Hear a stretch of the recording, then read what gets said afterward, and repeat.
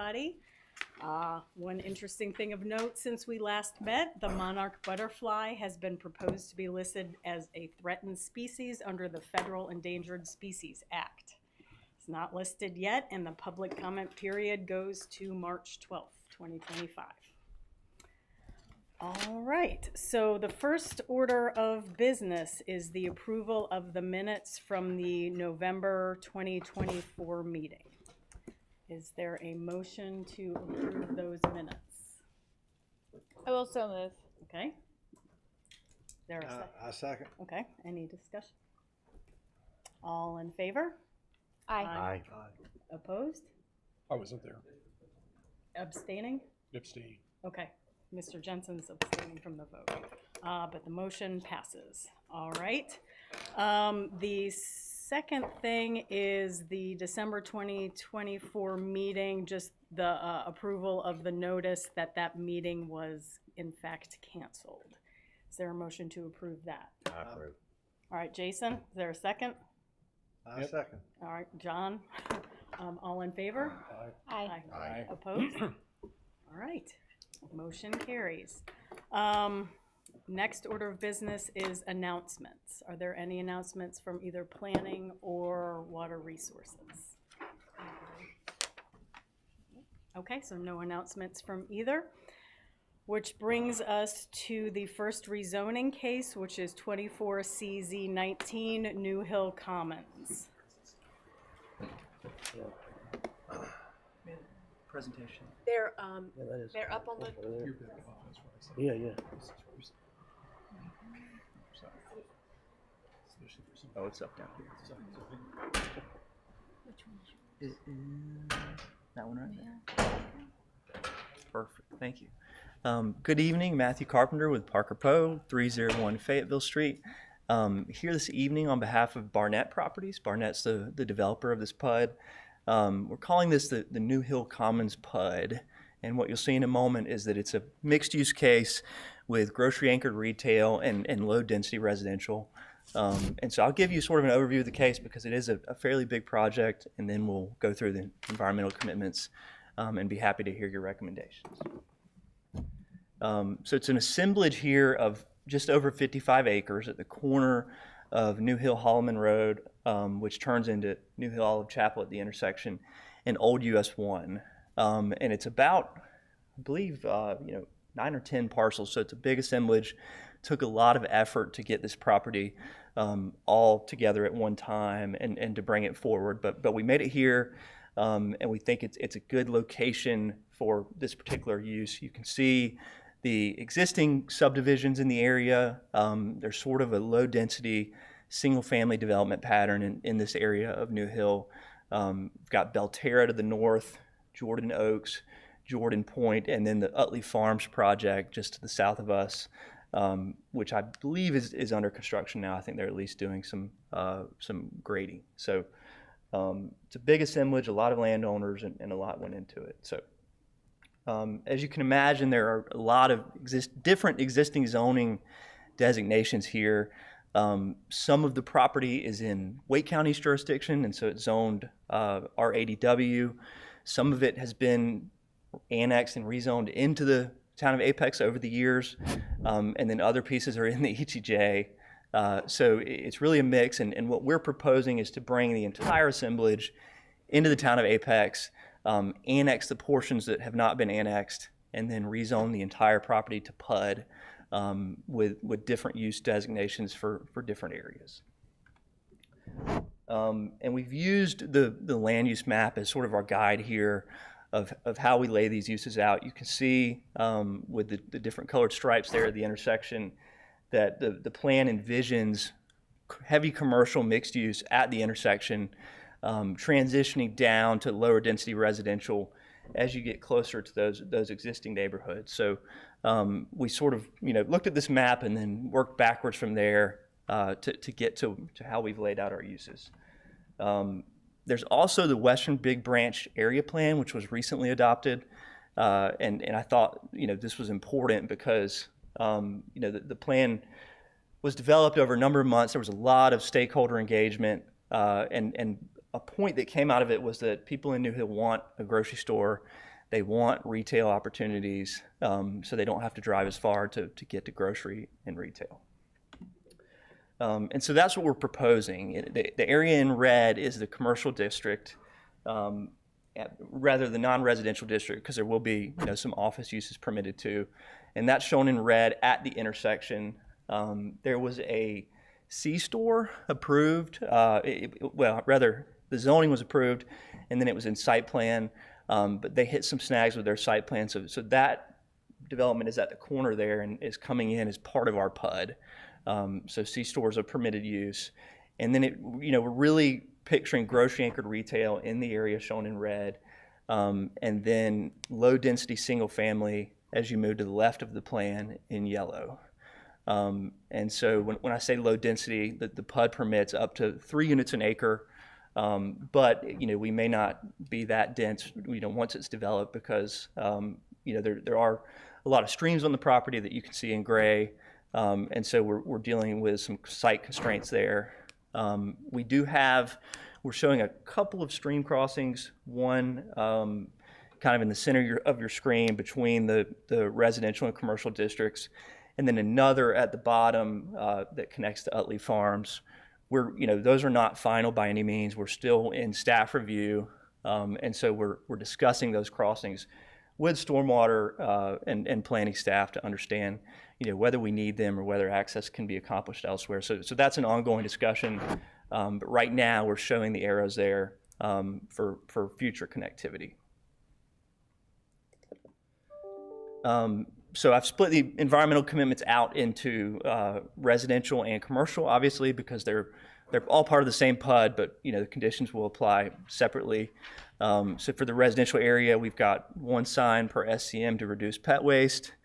A minimum of 75% of the landscaping will be native or native R species, warm season grasses, signage near RCA, and then 1 pet waste station per 25 residential units. So depending on the total number of units, that could wind up being 3 or 4 pet waste stations, or if they're around 100 units, or a few more if we get more dense than that. But that was the ratio, I believe, recommended by the EAB form that we submitted with our application. And then for the non-residential area, these are essentially the same conditions. The difference being, we have 2 pet waste stations here instead of 1 per 25 because it's non-residential. We see, although there will be some pedestrian connectivity between the retail to allow folks in the surrounding neighborhoods to walk to retail and the grocery store, we don't think there'll be a need for more than 2 pet waste stations. So that was the thinking there. And we're happy to hear your recommendations or any other suggestions you may have. All right. Questions or comments from the board, or would you all prefer to go through the zoning conditions list? Because this is an unusual one in that if we go through the list, we're gonna have to use both the top and the bottom portion because it's got residential and non-residential. So Amanda, would it be possible to put up the zoning conditions checklist that they filled out? Yeah, I can pull that up. I think this is set up if I share via Teams. I'm not sure. Give me just a second. Share my screen.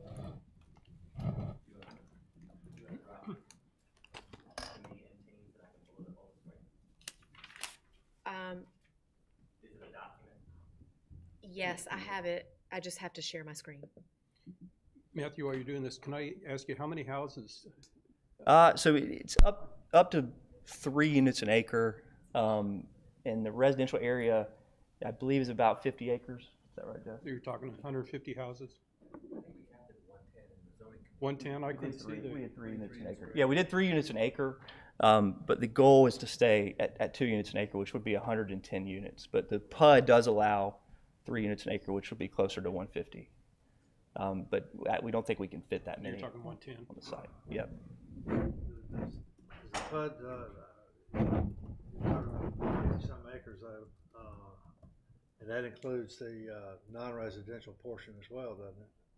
No, so Okay, they're, okay, that's just the residential portion. yeah. And two, I should have added this, while I was going through the concept plan. But the area on the left of your screen, where you see our sort of jagged line there, near the streams, I don't know if you can see my mouse. Yeah, I see it. This whole area is one parcel right now.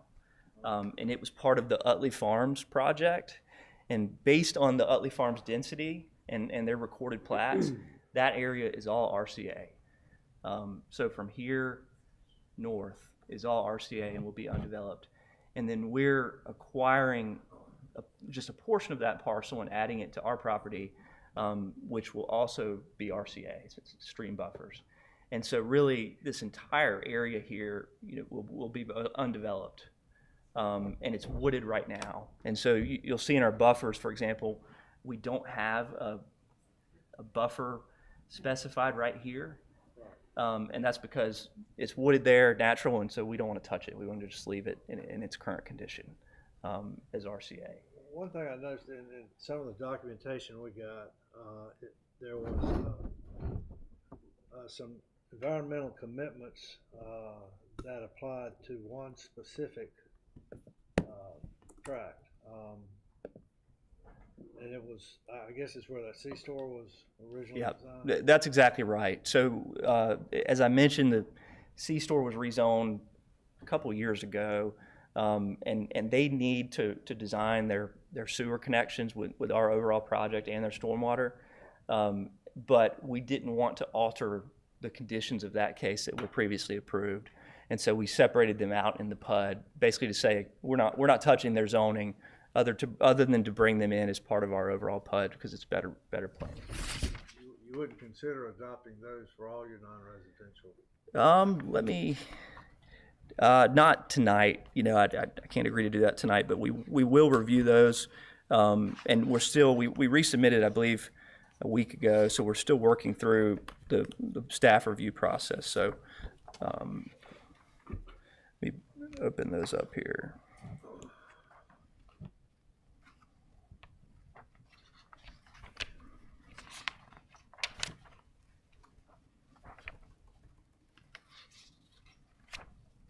Where was the C-store? What year did we see the C-store? I think it was the end of 23. It was earlier than that. Yeah, it was Was earlier. It was in 21 or 22. It's been Okay. kind of lingering. I remember it, I just don't remember Yeah, I what remember year. it too. I just couldn't remember when it was. Like a lot of them.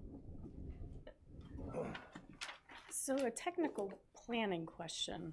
So there's a portion of this that's part of one PUD, and now it's going to be also part of, No. It will be, no, the zoning will be shifted from the Utley PUD to this one. So the zoning is changing, so it will come out of the Utley PUD because it wasn't needed for their RCA or density calculations. okay. And so it doesn't harm, so to say, the Utley PUD for coming out. And then, so the zoning will be the New Hill Commons PUD. Okay, so some area that was previously designated, like platted as RCA, will now potentially could not be RCA? There's nothing in Utley PUD right now that is platted as RCA Okay. because it's not constructed yet. Gotcha. Let me mute my mic. We're getting shifted here, so I can share my screen and you can see. Bear with me one moment. It's a good question. We spent a lot of time with Amanda before we filed, making sure that, dividing that tract wouldn't create any unforeseen issues. Yeah, it was just kind of yeah. threw me. I was like, is there two PUDs here? Right. Yeah, it's a unique situation that we don't see very often, but fortunately, we can handle it cleanly from a Okay. legal perspective. All right, thank you for that. So how did the Utley PUD what did they commit to RCA? Or just what's required by the UDO or? I don't recall The that. the Utley PUD was 2 units an acre or less, and so if you're under 2 units an acre under the UDO, you don't have to have RCA other than the 5% for mass grading, and so that's how they handled it. But because of their 2 units an acre, if we were to remove a certain amount of their acreage, then they would have dipped above 2 units an acre, which would have made them non-compliant. So that was what we were working through. But either way, that area is riparian buffer, and Utley can't redevelop their portion of it because it would trigger their acreage to go over 2 units an acre, and then they'd have to do RCA, and it's not platted that way. And then our site will have RCA. 30% is a requirement for residential, 25% is non-residential. And there's a condition you can see in the PUD that we can, accommodate that on the entire site. And the reason for that is, there's a lot more wooded area and streams and area to preserve on sort of the west side of the property, and then our commercial will be closer to the intersection. So we can move some of that commercial RCA to, the other areas of the site. Let me be clear then, you're saying that the Utley PUD will still be at a maximum density of 2 units That's per right. acre? Yep. Even after the part that you've removed? Correct. So within your wooded area, I noticed it looked like it was mixed pine hardwood with 339 trees above 18 inches DBH. Is that correct? Yeah. I believe that. I mean, I'm not looking at the tree survey, but there are a lot of trees. Yeah, so that would be like 56 inches around, so those are pretty sizable trees. As we start going through this, or maybe you can just answer, do you have anything in here about replanting any of those large diameter trees back? Not separate from the RCA requirement. No, we're relying on the RCA for tree preservation because we do have so much forested area that most of it, I believe, will be wooded. But today we don't have a replanting condition.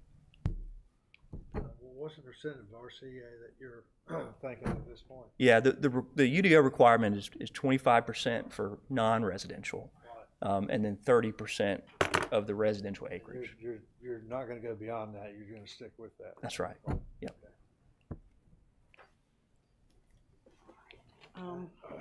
Before we go through what they have, do y'all have any other general questions? I'm sorry? Any general questions before we start going through what they have proposed? Okay, so no to the increasing riparian buffers.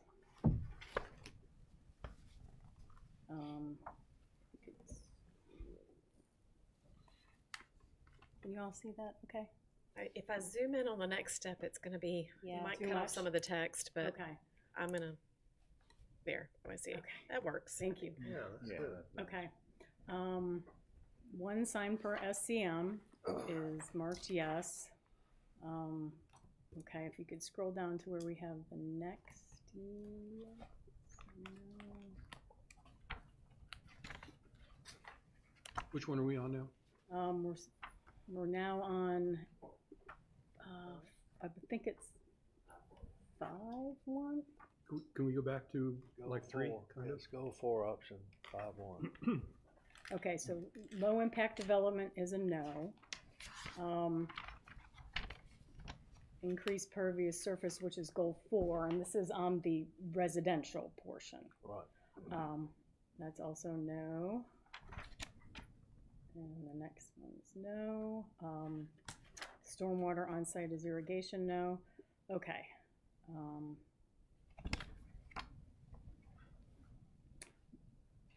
This one, do you all have any thoughts about this one? 6-1, which is the project shall preserve a minimum of a certain percent of the existing tree canopy. Can we go back to stormwater for 1 second? Stormwater? Sure. Because my question is, if the retention ponds, are they gonna be for a 10-year storm or for a 25-year storm? What will you commit to? Yep. Right now, we're defaulting to the UDO requirement, which is 10-year. I don't know, Jeff, have you looked at the 25-year storm or? Okay. Come up here. Sorry. Jeff Roach, Peak Engineering and Design. Mr. Jensen, I knew you'd ask tonight. We are probably going to end up doing it, but I haven't looked at the ponds yet to say yes today. We will commit prior to a council or a planning board meeting. So Okay, we'll just recommend 25 years. yeah, and that's fine. But I want to look at the ponds first before we say yes. All right. That's okay with you. And that's for like both residential and commercial? Yes, Is what you like? absolutely. Okay. Yeah. Okay, because I think Are we that gonna go all the way through the list with the commercial separate? the commercial is separate in Okay, how the well, we'll list do is that. set up, but unfortunately, that particular one only It's ended just up in the commercial section. Yeah, I know. I know. I think that might We need need to be to- adjusted, but we'll make sure that in our final statement that is clear that it applies to both. Okay, all right. If you could scroll down to 6, please. Whoops. Okay, so the tree canopy question. So a portion of your RCA is going to be landscape buffer, so it's either replanted and embedded, but not natural condition necessarily. Right. It can be under the UDO, correct? Okay. Yep. Well, buffers have to be protected. You have Right. to supplement vegetation if it doesn't meet the buffer type, but you can't clear a buffer. Okay, so, but like the perimeter buffers, The like perimeter, that, I'm talking about perimeter buffers, Okay. correct. but it can be bedded though, and I guess maintained as sort of like a more garden type area. Well, you can't remove vegetation from a perimeter buffer, but you may have to add vegetation if it doesn't meet the buffer planting standard. So, and typically that's a shrub layer. Right, so if there was any like non-shrub things there, like weeds that are acting as pollinator plants, those could be then taken out. You could put pine straw or mulch down and then maintain it. Typically, it's left in a natural state and undisturbed. There's tree protection fence placed along the buffer edge. So Okay, okay, that's the intent of buffers that are counted as RCA, is that they're left in a natural state unless they are supplemented with additional required landscaping. okay, all right. So do you all want to entertain 6.1 or think it's good to go with just the RCA preservation that they're proposing, which is mostly? I think there are a lot of trees in the RCA Mhm. already, so Did you all, there was not a map of where the large diameter trees were, was there? I don't. There should recall. be. I think there is. Yeah, there should be in the There tree is. survey. Okay, Yeah. Yeah. okay. All right, well, we can continue on.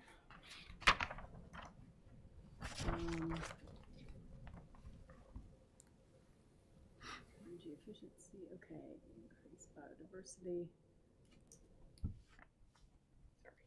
Okay, so you all did check off the increased biodiversity one at 70% for option 8.1A. Are you all good with that? Yeah. 70%? Yeah. Okay. This next one I would like to include as a recommendation, 8.2.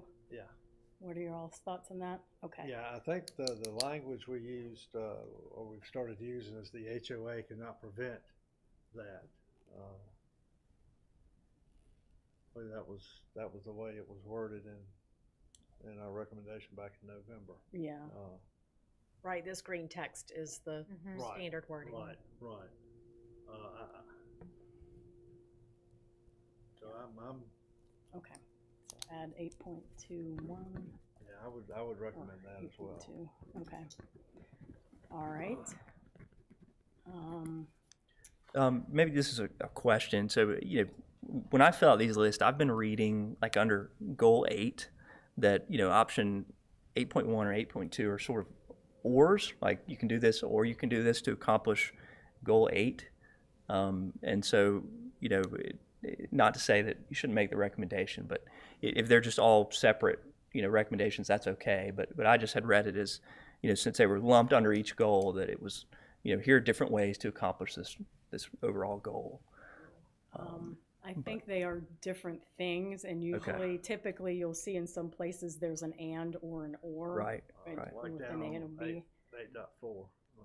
Okay. And I think whatever the heading is for 8, it's like all of these things, they're different things that collectively can accomplish Okay. the goal heading. Yeah, and that's fine. Okay, let's see. So, And there is no existing pond or anything here, right? Right. So 8.4 doesn't have a check box. 8.4A rather. So this is increased biodiversity within perimeter buffers, common open space, and other landscaping areas. Yeah, so we already committed to that, I believe, in 8.1A. I think that's a similar condition. And we don't want to commit to additional plantings in all of our undisturbed buffers because a lot of those are wooded Okay. now. And so we want them to remain undisturbed RCA area. So you intended that to be a no. Yes. Yeah, it got left off the form for some reason. It happens. Would like to recommend to include 8.4B, where no single species is more than 20% of the plant material. Y'all have any opinions on that? Either way? Can we scroll down to that one? Mhm. I'd like to be able to read it. Can we? That's it, that's Right it. there. Oh, okay, the no single species, got it. I'm sorry. Native or adaptive vegetation shall constitute more than single development site. What's Is your this- reasoning for wanting to include that one? I'm sorry? Like, what was your reasoning for wanting to? So you could choose a native oak and just plant the whole, Everywhere, okay. plant that everywhere. Okay. Which wouldn't necessarily be. a You don't good want thing. one species to take Correct. over. Okay. Right, yeah, or if a disease got into that species, it would just run through the entire. Okay. I think that's good. Okay, so the recommendation is to add an 8.4B of the residential section. Okay, xeriscaping, no, but we do have warm season grasses. Not on the list, but did you have any thoughts about the turf grass thing that we had been recommending? Yeah, to,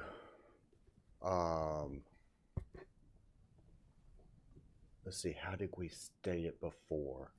It was to Not Not prohibit. prevent or prohibit, non-turf yards. non-turf yards, yeah. Or That multi-species the covenants, yards. yeah, multi. Clover lawns and Clover lawns, yeah. exactly, however, whatever the technical wording is for clover Yeah. lawns. So the covenants will not prohibit non-turf Or native. or native lawns. Do we ever recommend dwarf mondo, or is that bad stuff? That is not a native, and it can be invasive. Yeah, it can try and run away. I find mondo grass can, and certainly liriope is a death sentence to a yard. But dwarf mondo, from my experience, it can be invasive, but no more than zoysia grass or something like that by any means. By any means.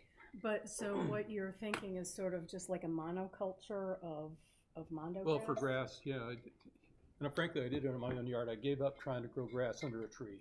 Yeah, Do not grow grass under a tree. Mondo grass, which is really not a grass. but I think that's a little different than what's trying to be accomplished with like a clover lawn, which would provide flowers and nectar that would actually provide for insects. Yeah. Whereas I'm not sure that mondo would. Does clover grow under trees very well? I don't know. My big could do a problem in moss my own yard. was I'm not going to get rid of my trees. Yeah, or you could do moss under trees. Yeah, I've done that. It's really easy to do. Yeah. Just let her rip. Yeah, so I guess the point is, like, under certain covenants, that might be prohibited I if see. you were just, you know, Okay. confined to turf grass. Yeah, we're trying to prevent saying only Bermuda grass or Right. only fescue can be Okay. allowed. So, I'll step back. Thank you. All right, promote the benefits of native pollen, okay, no, okay, all right.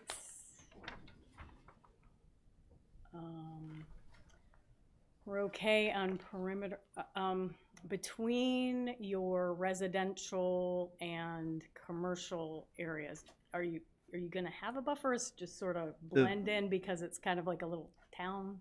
It's in and of blended. itself? There's going to be a natural buffer, which is the stream. If you look, the concept plan, the riparian buffer extends really far south, almost across the whole site, and sort of divides the two districts. Okay. And that will remain undisturbed, obviously, 50 feet each side. And so that'll be the main buffer, and to separate the two. But they will be integrated to allow biking, walking between the two uses, because we actually heard at the neighborhood meeting that folks were excited about that, which is always good. So Amanda, isn't there also a required buffer for that separation of use? Not in a PUD. not between the two districts. Uses? Right. Yeah, Within the PUD. right. Within the PUD, no buffers are required within. It's just the perimeter where it's required. A yes to signage, okay, for the RCA. That's good, okay. No sustainable buildings.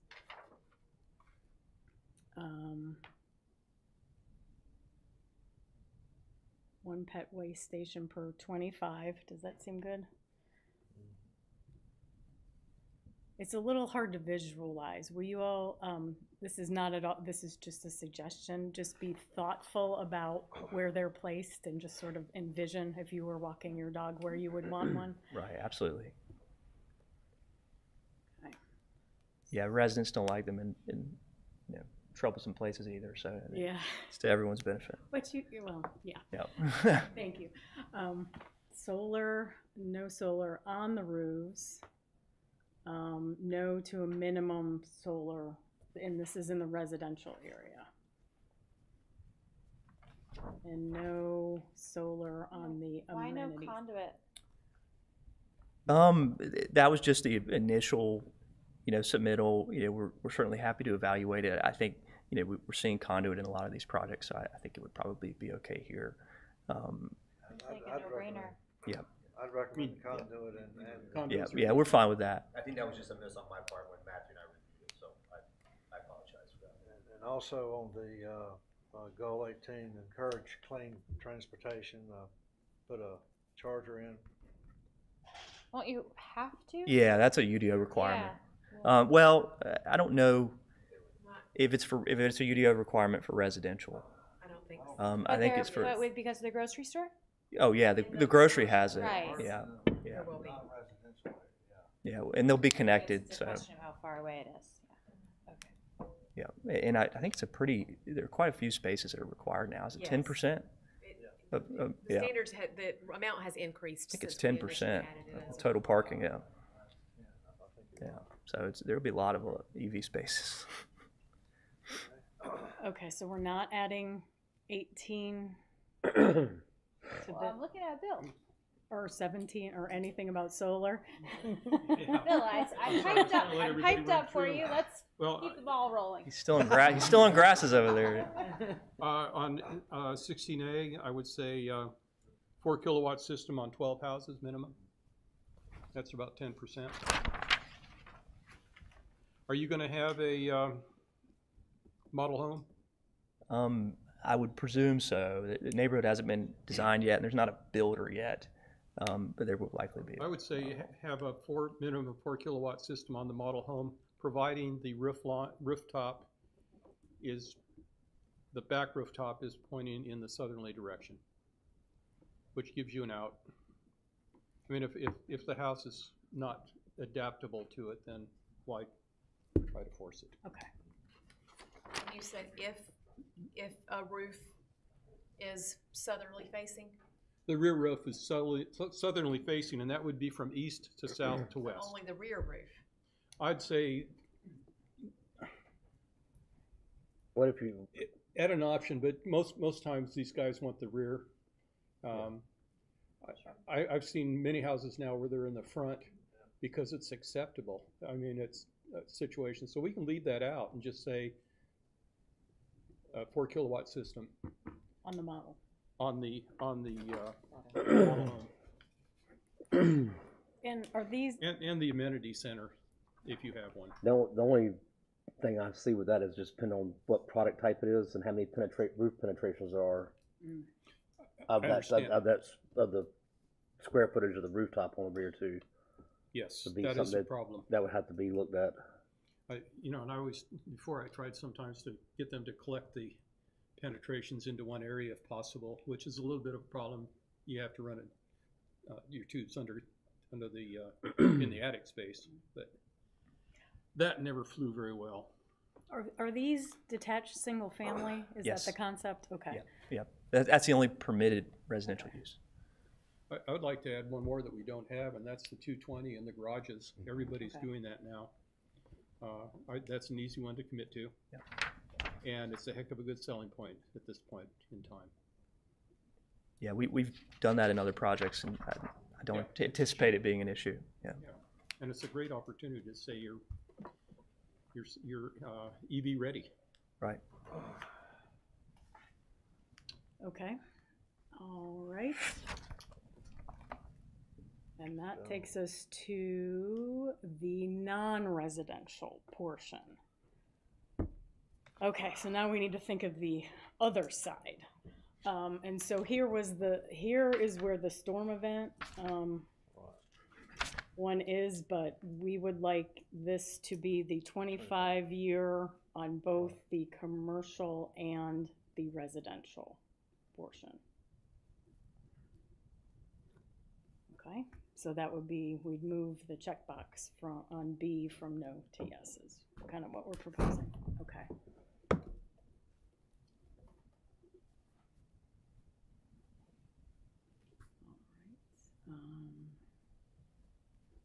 I think that would be goal 1B. Sure, absolutely, please. I'm gonna put Jessica Bowen on the spot for a second. In committing to the 25-year stormwater in this part of town, is that a good thing or bad thing to do at the very bottom of the basin? Because we're down at the bottom of Little Beaver Creek. It's not at the very, very bottom, very end, I mean. It's pretty much right there by Jordan Point. It's about as far west as we're gonna get. Let me explain. Before I come back and they'll tell you things. And I'll explain why I'm asking the question is that the larger storms we start to detain, what happens is we start to line up what are called the hydrographs. So it's a map of how the stormwater comes off of our site and lines up with sites that are coming from above us. The larger storms, if we start detaining that 25-year storm, they start lining up with those hydrographs, and what ends up happening is downstream of our projects, actually it could have a negative impact because now all you've got our site slowing down, catching up with what's coming, from upstream from the high school area. So, If you're downstream, kind of get rid of your water first and make way. right. And this is something Jessica and I have talked about for 10 years now, about is this the right place to increase the 25-year storm? So as much as EAB may ask us to do it, I'm kind of leery on doing it this far west of New Hill Olive Chapel Road, simply because of, I don't know what it's going to do to the overall stormwater downstream of us. So just know it's a concern. You can bring that conversation up globally again, Jeff. These past 10 years when we talked about it, staff does not have that kind of power. Okay. Yeah, I know Make those calls at a staff level, so. Fair. Happy to review your data and then we can bring it on up. Okay. The chain if we needed to. It's just a global. Yeah, and we are just recommending it. In the end, you all can say it didn't work out for us. Review that on the staff level, yeah. I've heard this obviously from Jeff a number of times. I guess, has anybody ever done a true area-wide evaluation of stormwater flow and what one pond does into the other? I know it's something you can hand wave and it kind of makes sense, Nothing. but I've never seen a study done. We don't have any kind of town-wide model or anything like that. I don't think we do we? We do not. I mean, and you can't expect a developer to do that. So then we hand wave. We just don't know for sure. We err conservatively.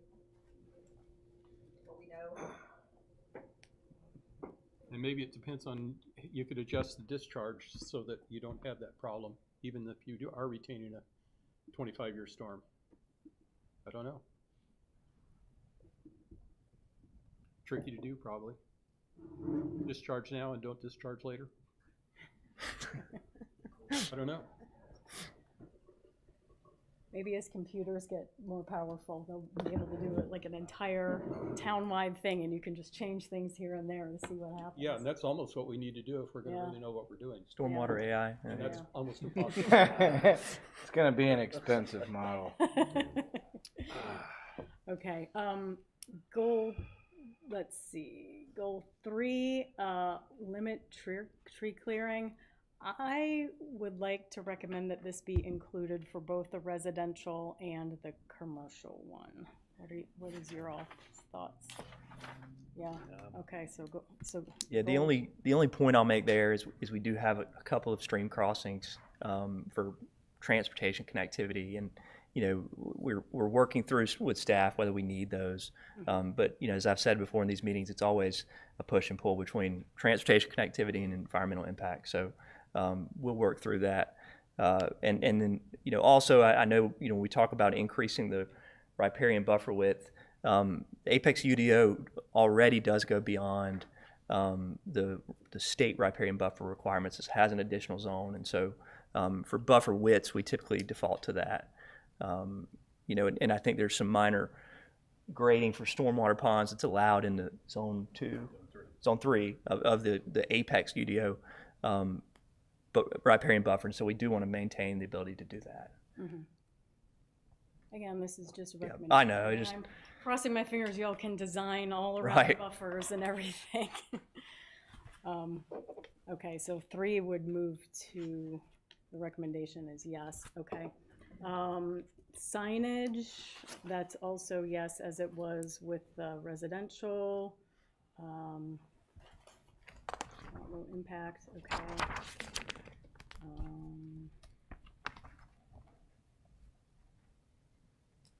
Pervious pavers, no. Okay. Green street design, is the town just still not ready to like, no, okay. Okay.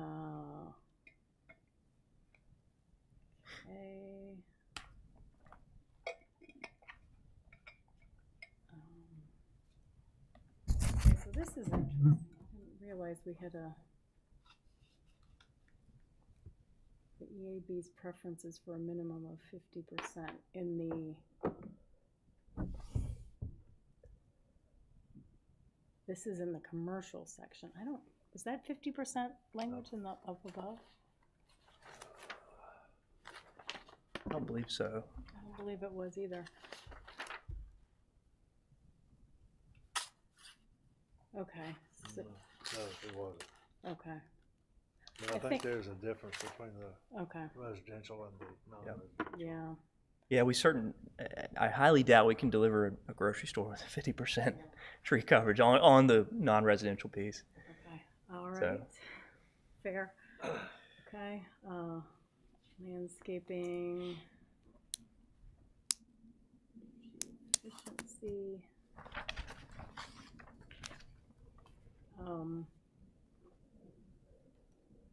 Is there anything for the number 10, the biodiversity? Yeah, 70%, okay. 70% and Okay, great. then I would also recommend we do option 10.3B with no single species over Okay. 20%. So also, so that's on both, the no single Yeah, species over yeah. 20% on both the residential and Right. commercial, okay. No rain gardens or vegetated rooftops. Again, yeah, a lot of these types of conditions are an issue for the grocery lease. Yeah, Right. Yeah, we're probably not even allowed to do that, even if we committed to it. Say we're not signing the lease if you have that. So, all right. Xeriscape, I think that's okay. Only warm season grasses, okay. So in the parking lot, are you anticipating putting in irrigation and having a lot of turfed areas that you would need to water? there will be landscaped islands. I don't know if they have irrigation. Every developer's different, Okay, so it's hard to answer. Yeah, we haven't designed the landscape islands yet. Is that fair? So we don't know for I sure. mean, generally, the more native plants you use, the less need you have for irrigation, which, That's what. in maintaining irrigation systems.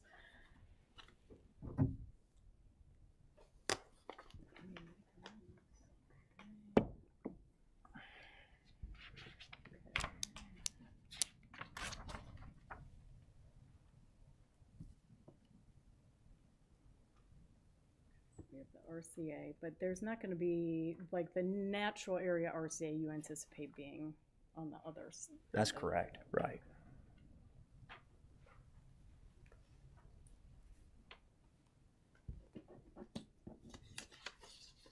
Okay, and we've got the 2 pet waste stations.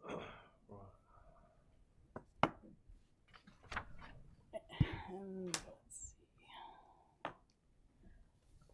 And so, Bill, you addressed the solar on the residential part. Did you want to say anything about the commercial part? Yeah, the trouble is, I don't know what buildings are there. I would say a minimum of 20 kilowatts on each of the commercial buildings, which is minimal. Typically minimal. We could go lower if the board wants to, or the developer can. Yeah, again, the concern is the grocery store tenant. You know, as you can imagine, there's not a lot of leverage for the developer. You know, with the grocer, they have really prescriptive building designs, you know, requirements, and so you know, I don't know without seeing the lease if they would even allow solar on the roof. You know, that would be owned by the landlord, but on the tenant's building.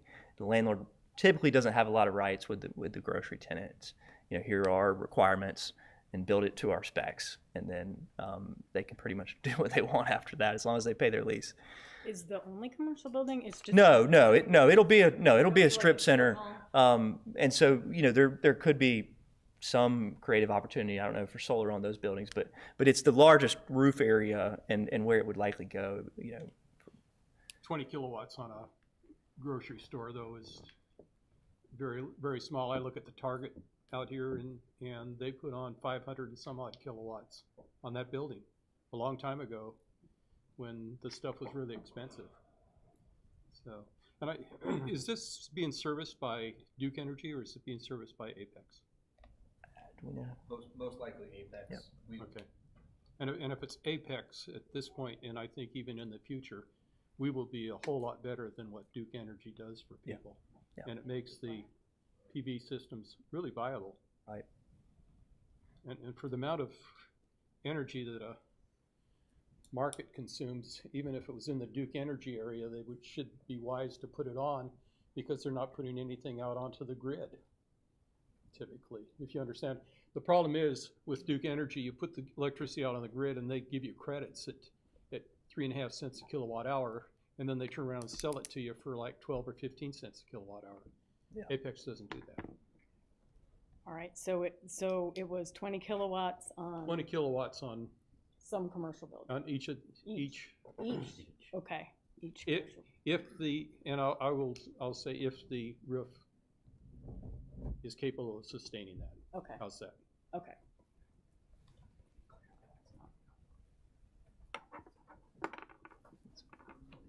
Okay. All right. I guess Goal 20 is already handled through the UDO. Okay. We should maybe go through a review process of this list. Yes. Okay. Another time. Energy, lighting efficiency. Okay. That's I have a question about this. So last meeting, we heard about a potential modification that would allow an exception to the lighting ordinance for loading docks with some pretty intense lights. So that was only for industrial and production uses and the loading docks for those uses. Okay, so And that was only for building mounted lights where the maximum lumens would increase from 2,500 lumens to 15,500, which is the same as for pole-mounted lights. So it helps in the areas where you have loading docks where you can't put a pole because a truck has to maneuver. And so that's why that exception or that new standard was added, which council did adopt at their meeting last night. And then the other part of that UDO amendment was to provide a method of alternative compliance if there was a difficulty in meeting the standards, but there was a lot of tests that had to be, and the additional language that the EAB requested was incorporated into that amendment that was adopted. Okay, so just because this grocery store has a loading dock, it would not. It would not qualify for the additional building mounted lighting. The lumens couldn't go up. Okay, great. Correct. Thank you. All right. Okay, so, I'm thinking that whole lighting efficiency is already handled. handled, Yeah. okay. Under the new lighting ordinance, well, I say new, was it end of 2023, Amanda, that was adopted? 1/1/24. It was effective January of 24. Okay. Okay. Okay, great. All right. And what was that? Are we at the end? Yes, that's the Yep, end. that's the end. Okay. Can we go back to 20 for 1 second? I know. Not done. Sure. Because Too soon. Okay, can't help myself. We didn't, they said no to installing EV charging stations. It's Period. UDO requirement. Required by It's the now a EPA. UDO. 10% of the spaces have to be. Okay, I didn't, that's right, I forgot about that. So we can reduce it to 5.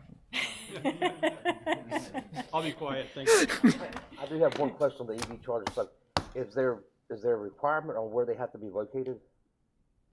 Yes, I believe. I can't remember what The it is. reason I'm saying is a majority of the places you see, they're shared side by side with the accessible parking for handicap parking spaces versus having them where they're out in the parking lot where people aren't having to deal with cords coming from the charger to the car and having to walk between vehicles and hitting these cords.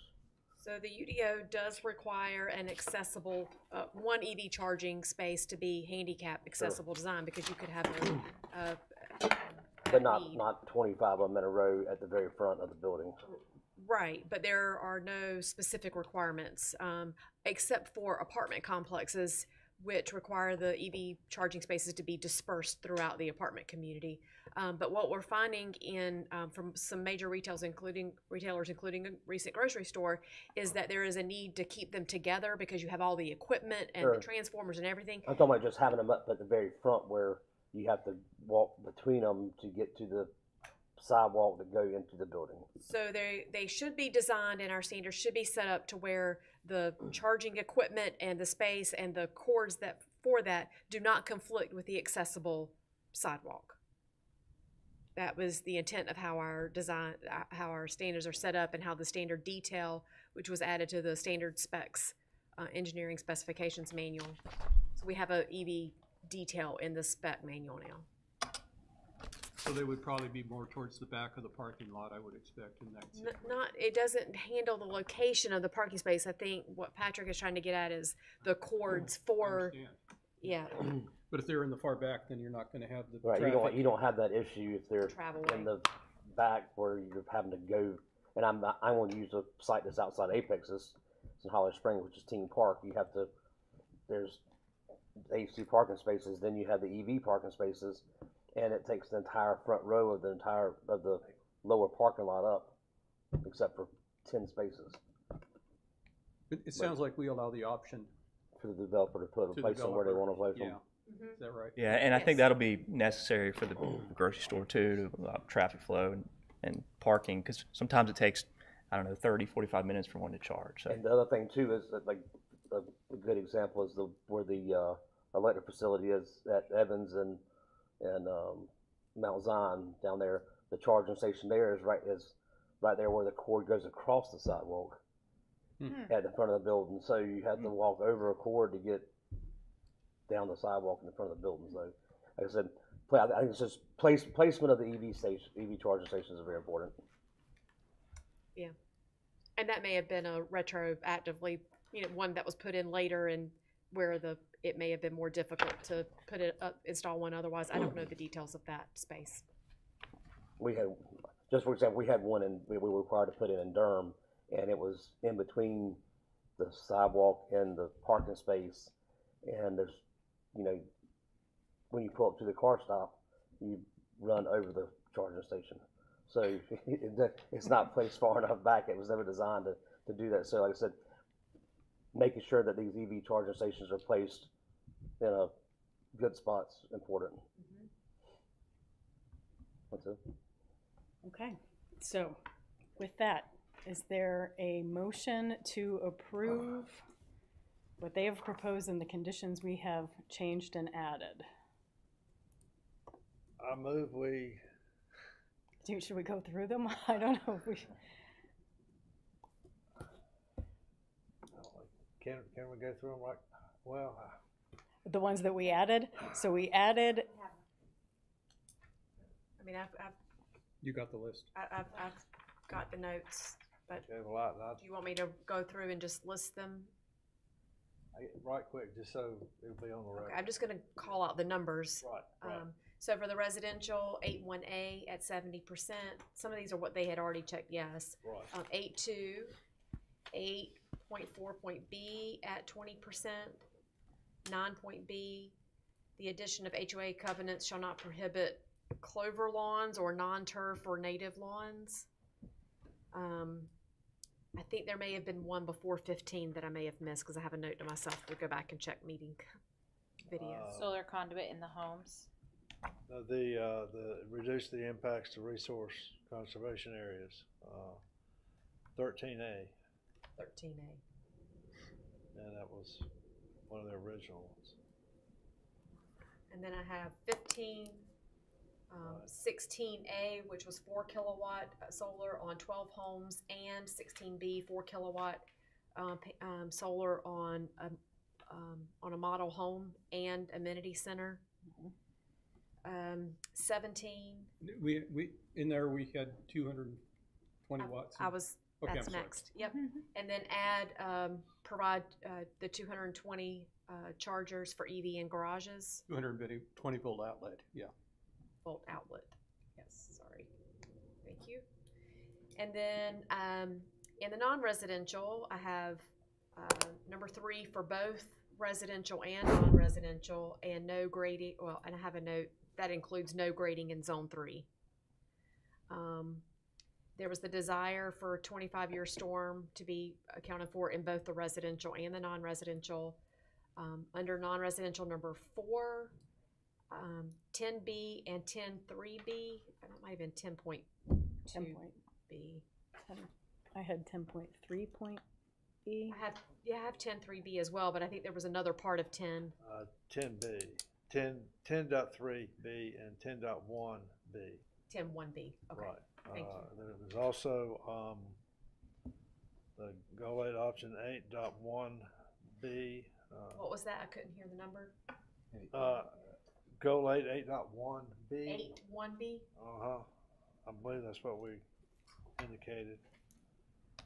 No, that's right. I don't think we did that. No, we didn't do that. Okay. And then I have 11.3C, 15A, 17B, and in 18, a minimum of 20 kilowatts of solar on each commercial building if the roof is capable of installation. On that each commercial building, is that, were there smaller flex buildings? I know there's gonna be a bigger building, but is there, like, what's considered a building if you got individual spaces or individual front doors?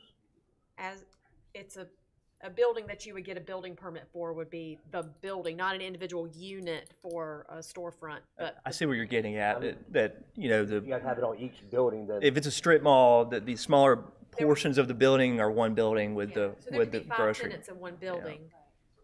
Right. But like a Each fast one food has a restaurant separate would be meter. typically one building. Each one have a separate electric meter. I believe so, One yes. Okay. So, good. All right. Is there a motion to approve these suggested zoning I conditions? move we adopt these recommendations. Okay. I'll second that. Okay, and Jerry second. All in favor? Aye. Opposed? All right. Thank you. Not going anywhere yet. I know. Thank you for that one. All right. So next, Well, so now we just, yeah, okay, good, it's showing. next up we have rezoning case 24CZ20, which is Hobson Gateway. Yes. So this is a unique zoning case. It's a PUD and a rezoning to light industrial. That's a joint effort between the developer, Acre Management, and the town of Apex. So more on that in a moment. The property is on Perry Road, just south of the Peakway and north of US 1. You can see the adjacent uses called out here, the Lexington subdivision to our north, the DHIC Broadstone Walk Affordable Housing Project, to the west of us, Salem Village, the Seymour PUD that was approved earlier last year. The board may remember that case. And then the future Grace Christian School property to the south, and then Viridia and other future development south of US 1. And so the long rectangular parcel here is the parcel, is the developer's parcel. And the property south of that is owned by the town of Apex. And so when the developer initially started looking at this site, the future Perry Road alignment will split this property, both these properties. So it's shown here, sort of snaking to the right. It will be aligned this way, which you'll see in a moment on the concept plan. And so when speaking with staff initially as part of this project, I don't know who initially floated the idea, but the thinking was if we were to do a land exchange, then there would be more developable sites on the east side of the future Perry Road extension and on the west side. So that's what we've done. We've entered a land exchange agreement with the town to reconfigure these parcels. So this is what it will look like after the land exchange, and this is also how we've structured the rezoning. So you can see Perry Road splitting the site in the middle, and that's a north-south 4-lane median divided thoroughfare. And so on the left side where you see the yellow and the orange designations, that will be the developer's tract. And then on the other side, in the blue and purple, will be the town's tract, which I believe the plans are for the town to redevelop that to a future public works facility. And so obviously with this exchange, it creates a much better parcel for the town and for the developer. And so the rezoning is to rezone the property consistent with that land exchange. So the developer's project is a residential project with multifamily or apartment uses and townhome uses. So you can see in yellow is where the townhomes will be. The PUD allows up to 220 townhomes. And then in orange, there is the multifamily district that allows up to 400 apartment units. This project already has some pretty heavy commitments. We've committed in the PUD to 10% of the apartment units as affordable housing units. So around 40 units will be income restricted units at 80% AMI, and those will be owned, managed by the developer, and developed without government financing that you would see like an affordable housing developer use. Can I just ask about that? Yep. When you say 10%, is it 10% of only the apartments or 10% of all 600? 10% of the apartments. Yep. And so, and then the major collector street, rather the thoroughfare, the Perry Road thoroughfare, the developer's committed to building that entire street. So, typically if, there's a project on one side, a project on the other, each developer does half of the road widening or pays a fee in lieu. In this particular case, the developer is building that entire road to provide access to the town's parcel in the future. So there will be curb cuts. And all that to say that there are a lot of costs already in this project. It is a big project. It's a joint effort. And so that may, color some of the environmental commitments, even though, we have made some that I'll get to in a moment. But it's, the goal is to add affordable housing here in a way that is complementary to existing uses. You can also see, not to skip this point, the green street at the top of the screen, that's an east-west major collector that will ultimately connect Perry Road to the Seymour project to the west. So, once this development is done and the Seymour project are done, There will be better connectivity east-west and north-south. So we've been working on this for over a year now, and we're just now in the midst of the rezoning.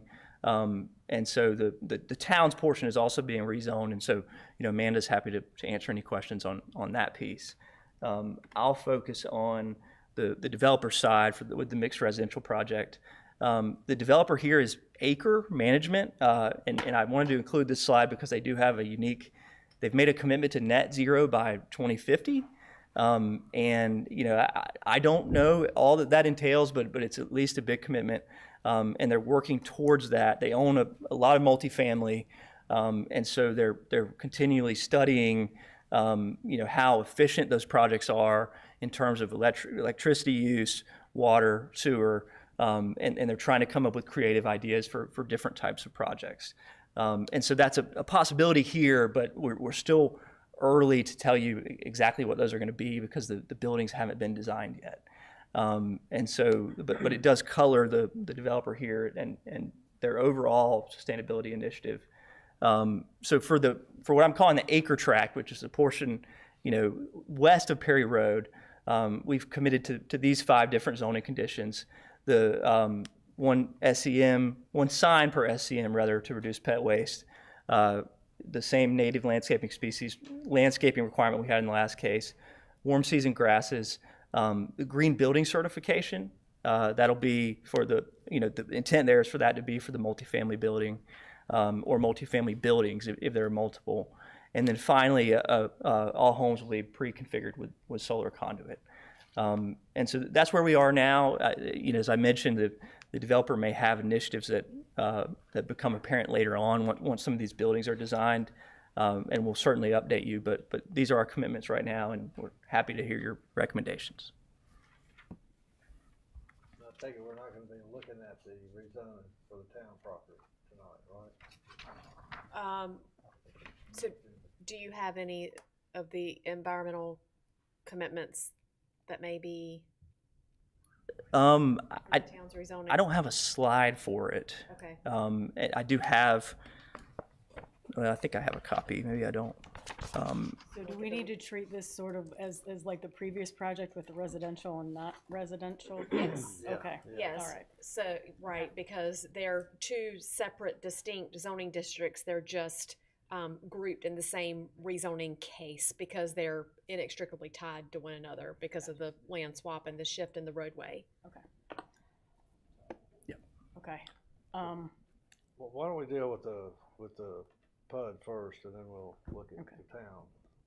Yeah. That would be my suggestion. Okay. Is anyone familiar with that area out there? Have you been out? Because I'll say the yellow part or whatever it is has really been, all the trees are gone. Right. And pretty much of the town part, all of the trees are gone. The only part that had the trees was the old part that the town owned that has swapped. That's the red area. Is the aerial photo, is that not Is there an area up to photo? date? It looks like the The bottom blue and the half purple, is the blue and the purple was the vegetated part with the trees. Yeah, so Yeah. like half the site's it has forest on it, correct? Yeah, pretty much so, I guess. It's splitting it. I think those are, yeah. Jeff is saying those are young pine growth. I don't know if that makes a difference, Okay. but it does. Have y'all done a tree study? Yes. It looked like there was some mixed in. There weren't many. Okay, Around the perimeter, there were a couple, but in that big middle part, it was almost all pine trees. okay. So it looked like it had been cut over in the fairly recent past? Probably 20 years ago. Okay. The good thing is the preservation one, or the good ones, are on the west side of the site, down at the stream buffer. Okay. So, but in that stream buffer, I noticed, is there supposed to be a greenway that's gonna run there? Or like, I guess my question is, are you gonna be cutting those trees to install a greenway? Well, there's an easement there now. There's a 100-foot greenway and utility easement. Yeah. Yep. It's a combined greenway and utility easement that's been there for many years. Right. It's currently forested and in the future it will not be? But it's existing sewer easement? Yes. So if the, that will not be forested, it'll be, That would be open, yeah. that'll have to be So they're- completely cleared they're now. gonna- Okay. It's so- pretty open right up to the stream. It is. Because the sewer has to follow the low part. Okay. So in that stream buffer, there will be a greenway and an easement.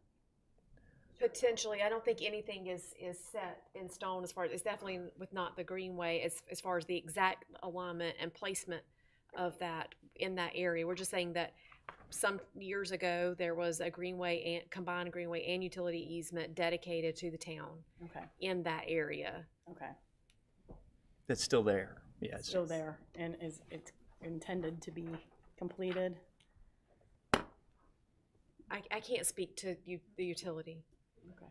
But as far as the greenway, though. It's on the plan. Okay. It's on the parks, open space and greenways master plan in that area, and it extends to the north. Okay. And has a connection to Verdia, future Verdia as well. Okay.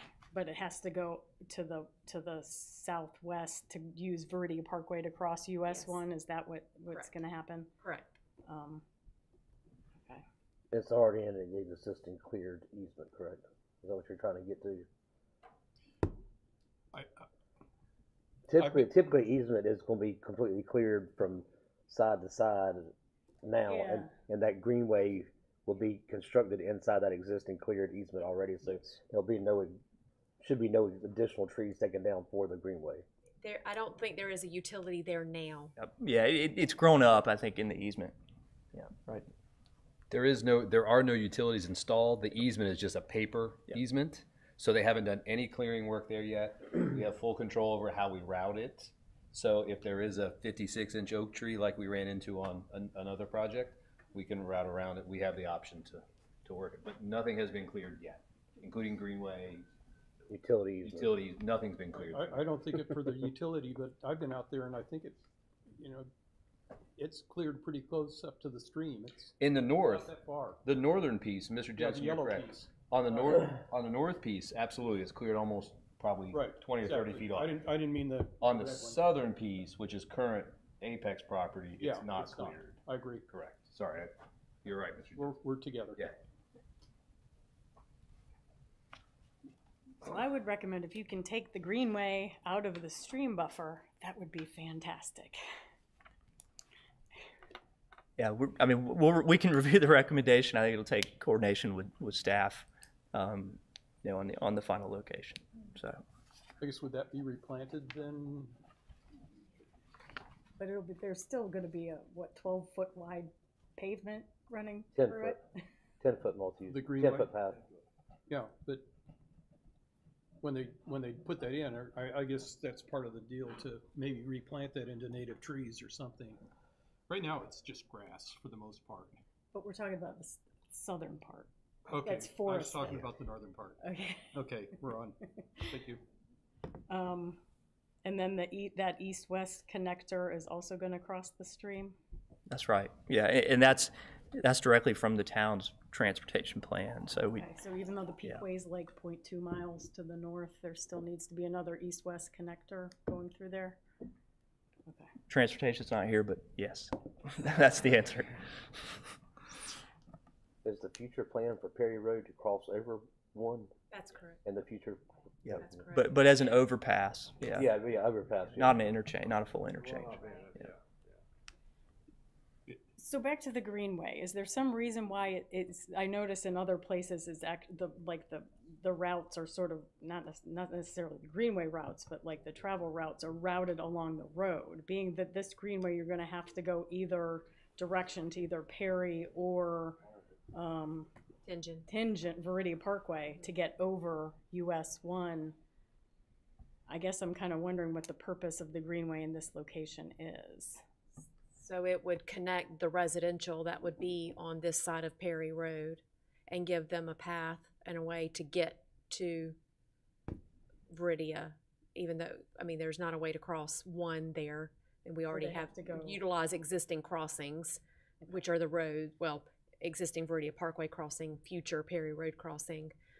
They could use the Perry Road crossing whenever it gets built. But you have to look at where the greenway is in Viridia. Right. I mean, I'm not the best person to speak to, I'm not the parks planner, yeah. but I just know what's on the master plan, and there is a portion of that connection to Viridia Parkway being constructed by Grace Christian School that has their site plan nearing approval. They have it shown on their site plan, so consistent with the master plan. Okay. I think you have agreed to 70% of the landscaping to be native. I would also like to add that option 8.2 on supporting wildlife and pollinators. The HOA covenants won't require that fallen leaves or dormant plants be removed during the winter, like we did on the last one. And then the no species of native or vegetation shall constitute more than 20%. I think that is 8.4B. So we're talking about the residential portion, Yes. and the first item number was, Is 8.2, okay, option 8.2. and then we had 8.4B. 8.4B, yes.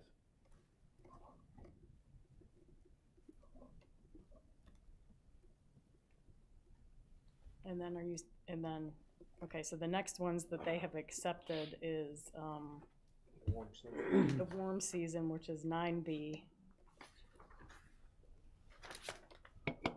The green building, which is goal 14. Good. Yeah, that's exciting.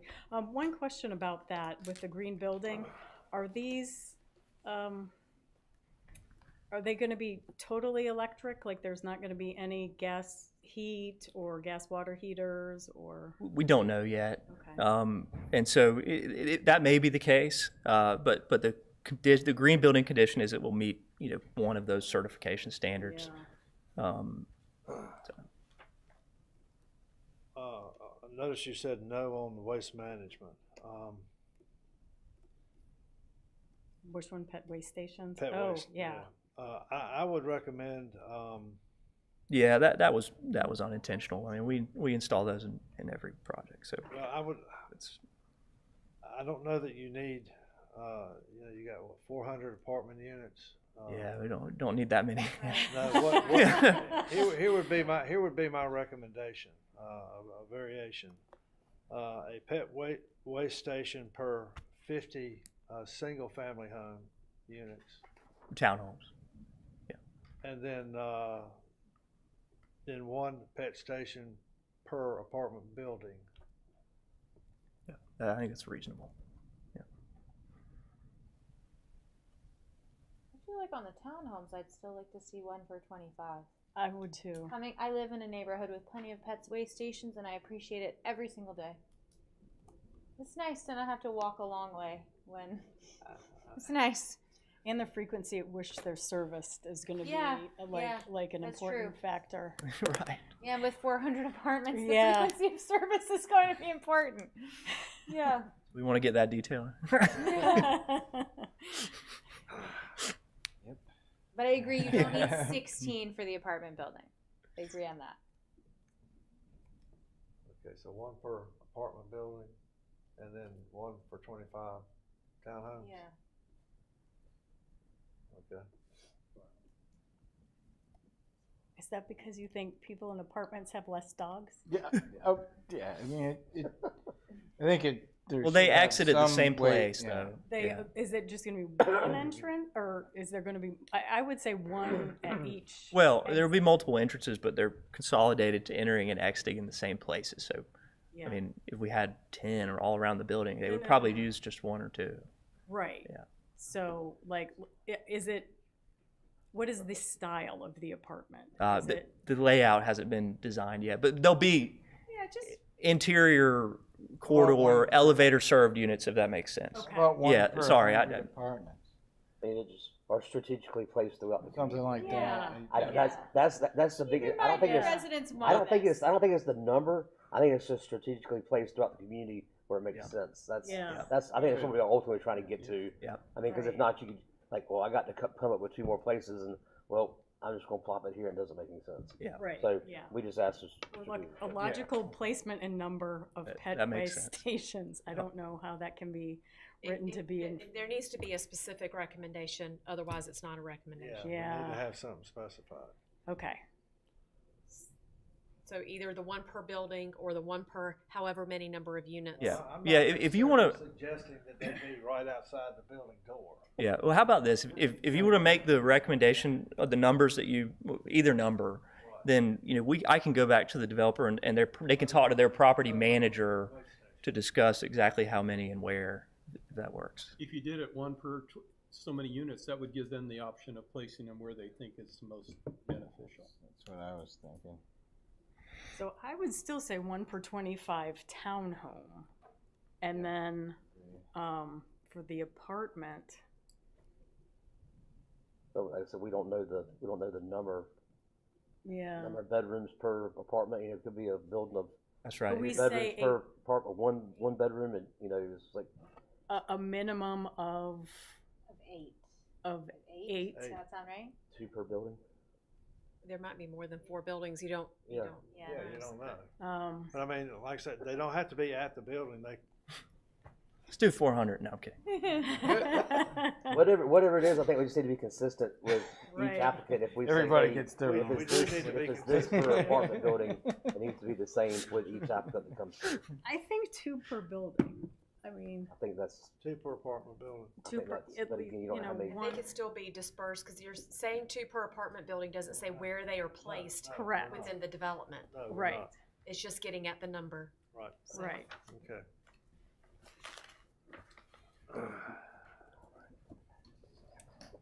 Okay. So there was nothing, well, except for there's no solar rooftop checked off, but there is solar conduit.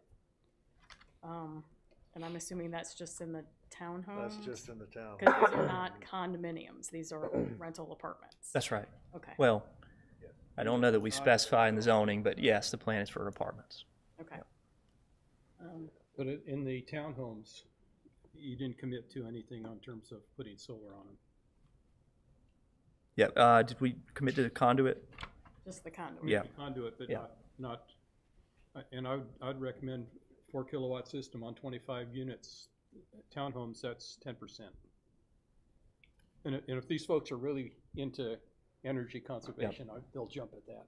Yeah, Too much more. and they may ultimately make a commitment. I don't know. It's just sometimes we're so early in the process without, you know, the building's designed.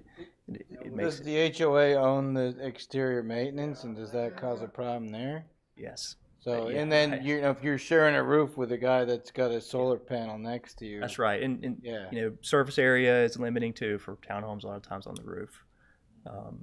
But isn't a townhome, the roof is the responsibility of the townhome owner? No, it's It's usually typically the the HOA. HOA. It would be Yeah. carried through the HOA. Mine is. In certain situations, you might be able to do it. You If should be able to- if you're agreeing to the conduit though, there's some envisioning of future panels. Well, I mean, we don't want to foreclose the ability to put for the HOA. I mean, So I mean, we're envisioning these townhomes with these shared roofs could have panels in the future. they could, right? I mean, otherwise the conduit is a waste of everyone's time, Right. right? So maybe what needs to be said is the HOA shall not prohibit the panels in the covenants. Yeah, that's okay. Yeah, it's at 100% fine. Agreed. And then can we add 4 kilowatts per unit for 25 units? You got to get it started. That's the problem. I've already talked about I mean, I'm cool with it. I would rather buy a townhome that had solar panels on the roof. So I know, you've been working that yourself. Yeah. But if the covenants could allow that the responsibility to the homeowner who puts the panels up for in any leakage, that should cover, and these things aren't gonna leak. They flash them in such a way that I haven't heard of any real problems at all. Never said. And they put in hundreds of them.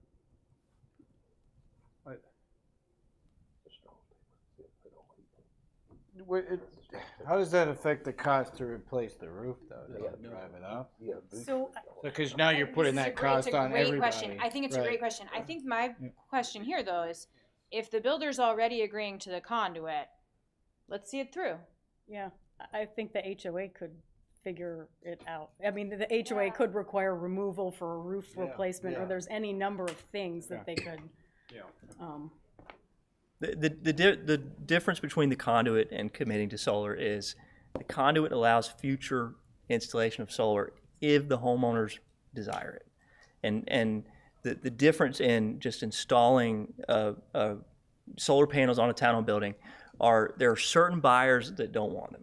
And that's a marketing issue for builders. It's not, and so at that point the concern, which I don't necessarily agree with, but is that you're turning away certain individual buyers who don't want the panels. And so if you do the conduit, then it gives them the ability on the back end to come in and put them in. And it works more that way for single family detached homes because then, it's easier for one homeowner to say, yes, I'm adding solar. And there are builders that promote it too, when they sell the homes. But it's harder to do it preemptively and then just sell them with solar. I think the way it's set up in the HOA dues, with townhomes being independently owned, is that homeowner is assessed a higher due. And if there's a roof replacement, then again, that homeowner is assessed a different dollar amount.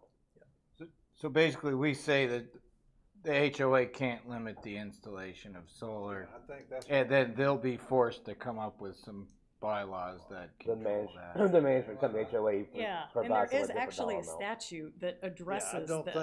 think the HOA can prevent No, they cannot. solar panels from being installed. They cannot. So I'm a little reluctant in trying to put solar panels on there when they're built. Well, I could cut it back to 10, that's 5%, and I know developments out here where I before understand, we yeah. required, 10% or not 10%, but 6% or 7%, and they far exceeded it. They far exceeded it, and it's back to the penguin theory. I'm a little hesitant with townhomes and apartments to put a blanket Not apartments. requirement. I didn't say apartments. Well, Because there's a problem with apartments. there In sure terms of- sure is. Well, in terms of how you. Yeah, I know. We've been through that. Not a already. townhome. Townhome happens to be a connected home. Because of the common ownership issues we with the straw poll HOA it? and stuff. Yeah, Let's let's straw go poll it. straw poll it. Yeah. Okay. I'm sorry? Let's straw poll it. Not officially vote, but who would be in support of 5% townhomes with solar? I will say this right here, other applicants have come to us, we've requested solar on townhomes. Yes, we have. Yeah. Yeah, And in Yeah, this we have case, 100%, the builder's and I brought that already agreeing issue to up the conduit, the so I previous time feel about like- the concern about the rooftops. I don't remember doing one for townhomes. Yeah, we have. Yeah. I'm good either way. You just can't do it in apartments. Right. Okay, so could you read? Okay, Restate. I would recommend 10 homes. That's 10 townhomes. less than 5%. 10 homes have solar PV at 4 kilowatts.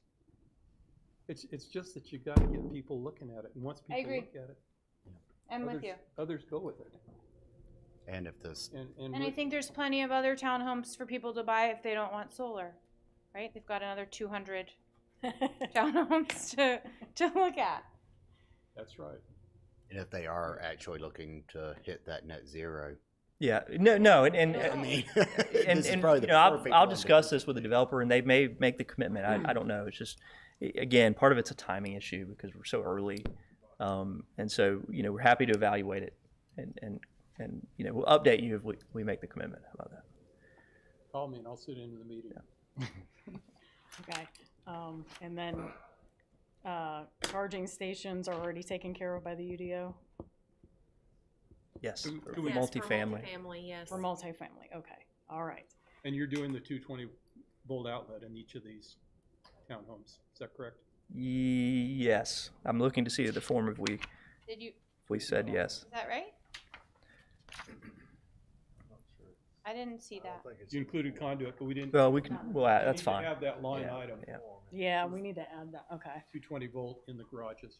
That's fine. In the And once townhomes. again, we've already been through that too many times. Yep. It's a selling point that won't quit.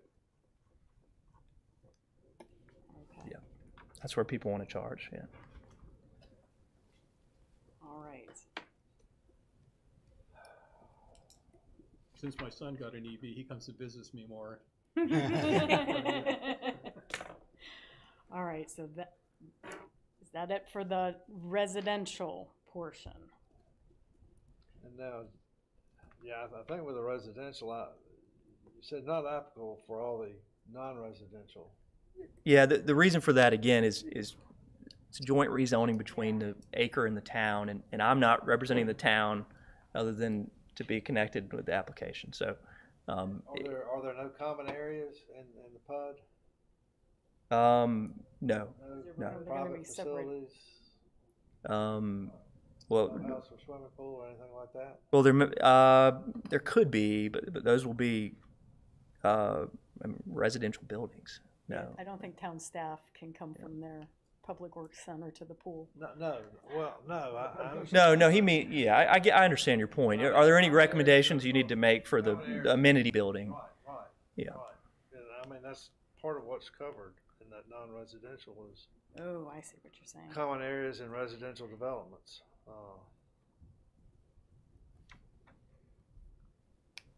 I'm not even thinking about the town piece.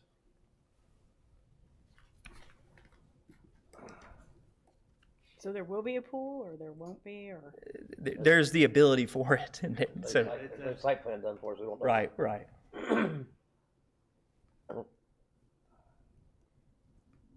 In the abundance of caution, I would say we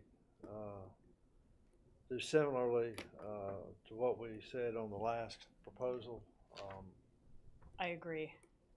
This is For the specifically for the acre half. for the PUD piece. Yeah. Okay, just for an amenity building, for example. Like, you mean like a clubhouse? Right. Yeah, I mean, that's all it would apply to. Okay. Just whatever common areas and facilities that the HOA. Yeah, and so a lot of these will be duplicative, like, RCA and buffers, because Right. that's all part of the same developable site. Yeah. Yeah. Are you gonna have a dog park at all, or anything like that? There could be. Again, I don't have a design, but I think that likely yes. I mean, most new apartments now have some sort of dog run, dog park, at least somewhere for them to go, because a ton of people own dogs down. So. We have to be careful too about the language of what a clubhouse is versus a gazebo. Because a gazebo would have, it's an open air structure with bath facilities, but it's not a clubhouse. It's glassed in and closed in. I mean, you got two different. I'm just throwing that out there. It comes up in marketing all the time. I think what it just speaks to amenity areas, and I think that would cover whatever the HOA has that everyone in the HOA can use. Are you thinking in particular about like the landscaping and the? Well, I'm thinking about the peak runoff. So the stormwater. 25-year storm. Okay. And I guess that would also apply to the residential Yeah. thing too. Yeah. Yeah, we have tenure now. Jeff will also take a look at the ponds on this one to see what makes sense. So. And I would like to see the landscaping ones carry over as well, with the 70% native and no more than 20% of the same. Yeah, that's fine. That was my intent in filling out. I didn't notice that apartments are under non-residential here. So.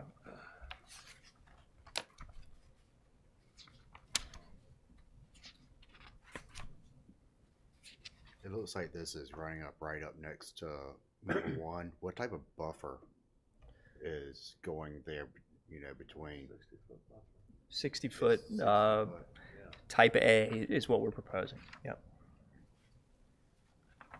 That's basically what's across, let's see, over there near, what is that, Broadstone Station, Village at Broadstone, basically what I'm seeing there. Looks like, You mean up against the highway? yeah. Cause I'd be concerned about, you know, noise pollution and air pollution and things. That's so existing, so is that, the US one's existing, so I mean, that pollution's already there. right? Okay.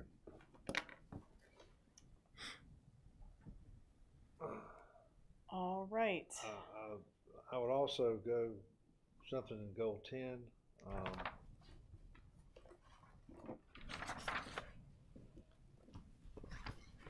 I'm not sure about,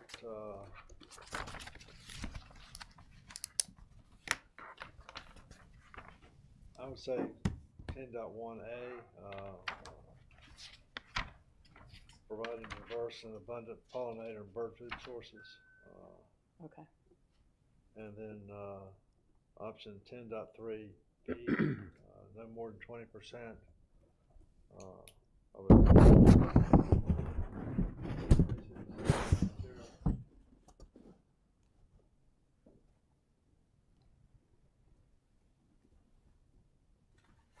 And Amanda, are no invasive species, like, is that prohibited just in general, or? I believe it is.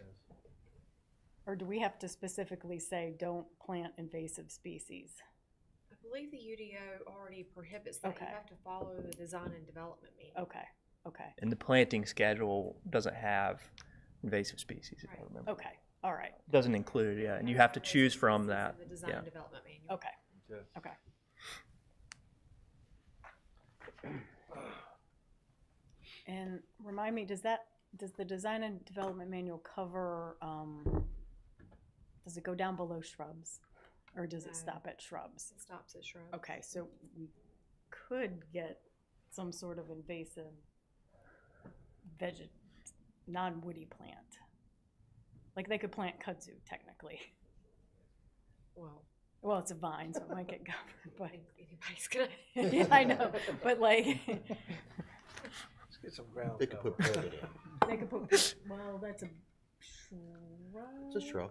It's a shrub, but I think that would be prohibited. I would hope it'd be prohibited. Yeah, okay.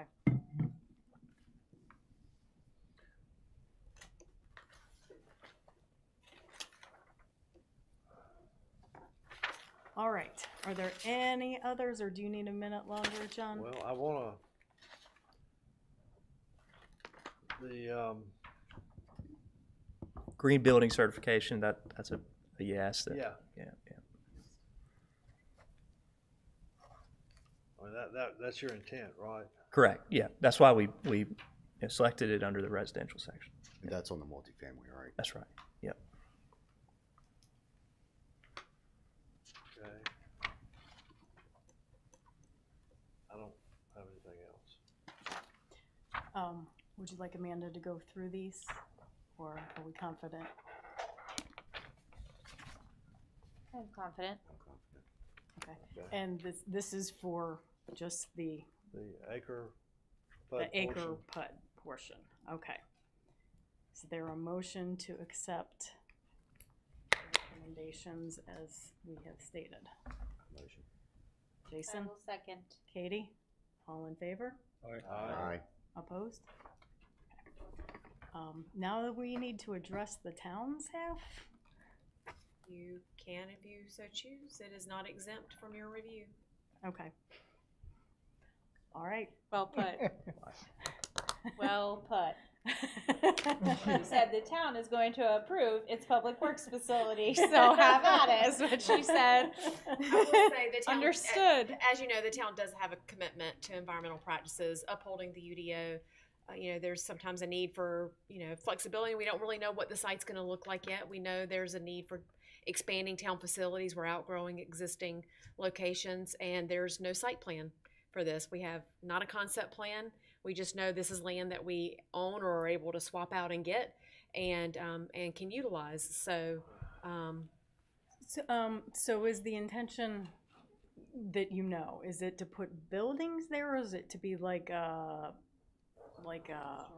storage? Yeah. There's a lot of stuff going up. there's some There's a lot of existing potential. storage at the end of Perry Road now, for equipment and just various things on a very small area at the very end of Perry Road. But the intent would be to have a building. So, but I can't tell you the size or how many or any of those details. Okay. Didn't we previously approve a leaf storage area? It's the same area we Yeah. approved the leaf storage area like 3-4 months ago. I think so. Yeah, Even I it's can the same remember. one. You know. So that rezoning was going through before the land swap and everything was worked out with the town.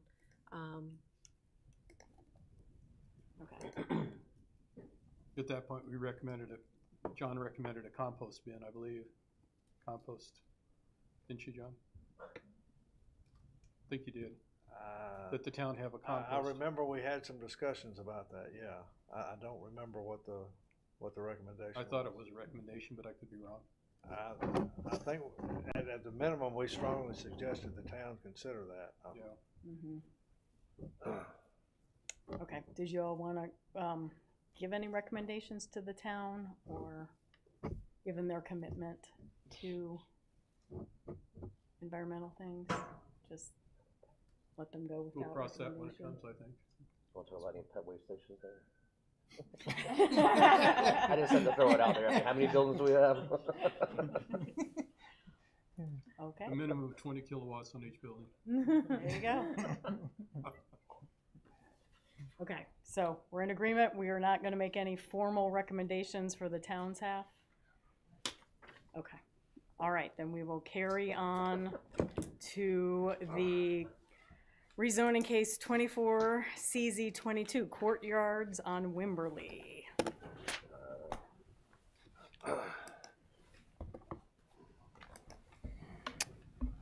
Good evening, Madam Chair and members of the board. Jason Barron with Morningstar Law Group here on behalf of the applicant. I would love to save us all time and say that I'm representing the town of Apex, but I'm not. This is actually an EPCON community, so yeah, this is correct. Appreciate the opportunity to be here. I will be quick. I'm going to hand out an updated set of the commitments that we've made for environmental. Amanda, can I start these? Sure. Yeah. Thank you. So this is a project on Wimberley Road near its intersection with Green Level West as it makes its way towards the town of Cary to the north. As you may be familiar, the town of Cary is extending Wimberley. It turns into Yates Store Road that's currently under construction as part of a project in the town of Cary. You've got the point at Lake Castleberry to our north. You can see Castleberry off to the west of the screen, and then the American Tobacco Trail is to the, essentially it serves as the eastern boundary of the site. And so what the plan to do here, and it's a total of roughly 24 acres, give or take, between the three parcels that are involved, total of 61 homes. This is going to be an age-restricted community. This is something that EPCON specializes in. EPCON has had great success with their community over on Holt Road. You may be familiar with the courtyards at Holt. That was an EPCON development that I had the pleasure of working on at the zoning stage, and has been a tremendously successful project over there. They're looking to implement obviously something a lot smaller here, given the configuration of the site. As you can see, these areas where we've got homes, and we've got a layout, we just thought we would share this layout, considering we've already shared this layout with the community as well, so we thought you all would receive the benefit of the layout as well. We are requesting a PUD. These are single-family detached homes. They are smaller lot homes, and the reason why is because of the folks who they're selling them to. As an age-restricted community, the seniors they found, the 55 and older crew, are who move into their communities are definitely interested in having the smaller lot, reducing the amount of maintenance. And so, again, it's something that they are very familiar with. I do want to point out a handful of things associated with the site. There is an existing pond. We note that it's to remain. Recent studies we've done on the status of the dam has us a little concerned about the quality of the dam itself and the potential liability that could pose to the HOA. So you will note in the conditions that I'll pass around, and I'm going to talk about that in a moment, we haven't made that a condition of the zoning at this point because of the condition of the dam. We're just not sure that that's something we feel comfortable or EPCON's comfortable handing off to the HOA as a potential liability. The site drains from a drainage standpoint. This is kind of the high point here. It drains in this direction, kind of under the American Tobacco Trail, and then down to the significant environmental features here and over to the lake.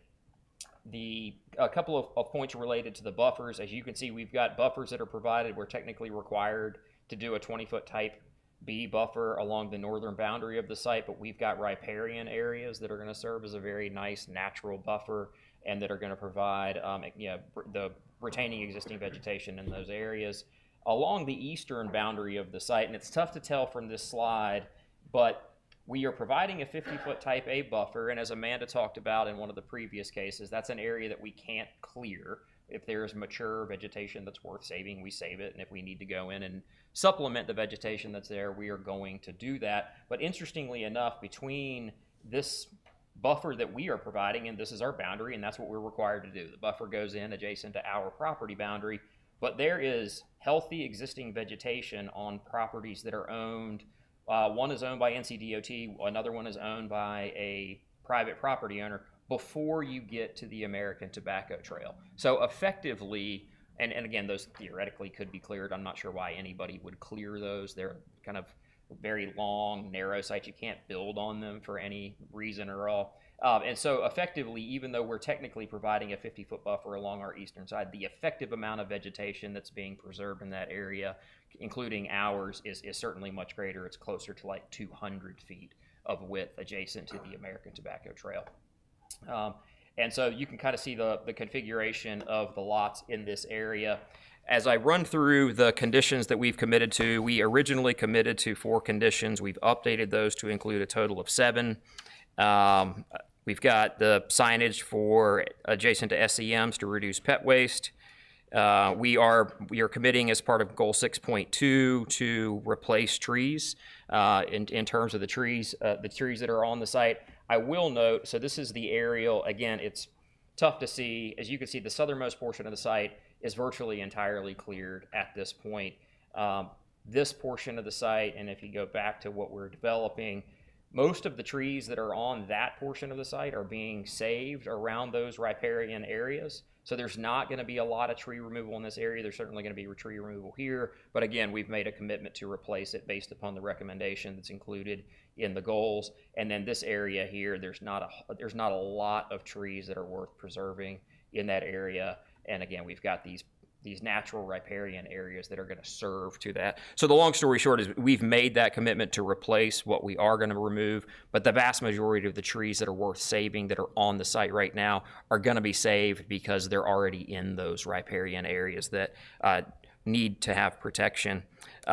We've committed to warm season grasses consistent with goal 9B. We have committed to doing a native pollinator garden as part of goal 10. We're going to install signage adjacent to the RCA as part of goal 13A. Goal 15, 1 pet waste station per 25 residential units. And then goal 17, pre-configuring for conduit. As you all know, and you hear it on every case, we're continuing, and my client is continuing to explore the various commitments that they can make as part of this process. There will be additions to this as we make our way through the process. In fact, as recently as today, we were talking about doing things like wiring for EV. I advocate for it all the time. I drive an EV. I'm a Tesla driver, and I always want to have the opportunity, especially for a community that's 55 and up. As you can see with the gray, I'm getting closer to those. Not quite Mr. Jensen's age, but I'm working on it. I try to catch up every year. You just keep lapping me, Bill. You've got to lose your hair to catch up. That's not happening anytime soon. At least I hope not. So we're going to be making a commitment to install EV charging And on the solar front, and Mr. Jensen, you and I have great history associated with the conversation related to solar. I thought I'd go ahead and address that right now.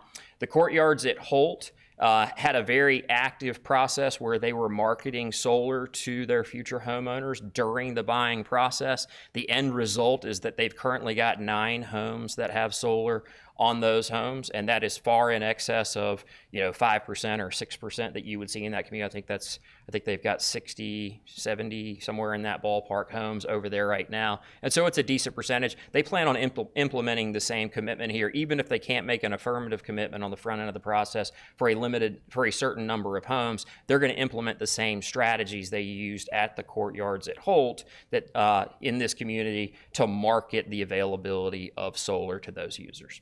And so with that, happy to answer any questions.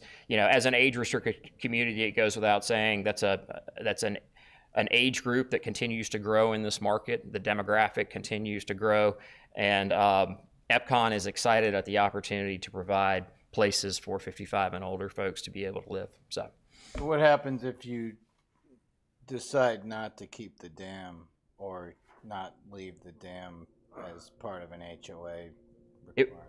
It would be drained. The natural water feature would be recreated in that area, and it might open up the possibility for a slightly different design. We just don't know yet. So again, that's just something we're studying during the due diligence process. Gotcha. Yep. Seems like that pond has an awful small drainage area. It does. It does. And it doesn't go very far to. So these, just to clarify, these same ones that you've listed here, are these the same ones? Have they been transcribed onto the our form that we're seeing? Not as of yet. Okay. No. Okay. Not as of yet. So we had made an original commitment. We had 4. So conditions 1, 3, 6, and 7 on the sheet that I provided to you are ones that were provided in the original application, and then conditions 2, 4, and 5 have been added since. So. And again, we're continuing to explore them. This list will grow as we make our way through the process, but we certainly are interested in receiving your board's feedback on recommendations, and we'll work towards doing what we can to address those.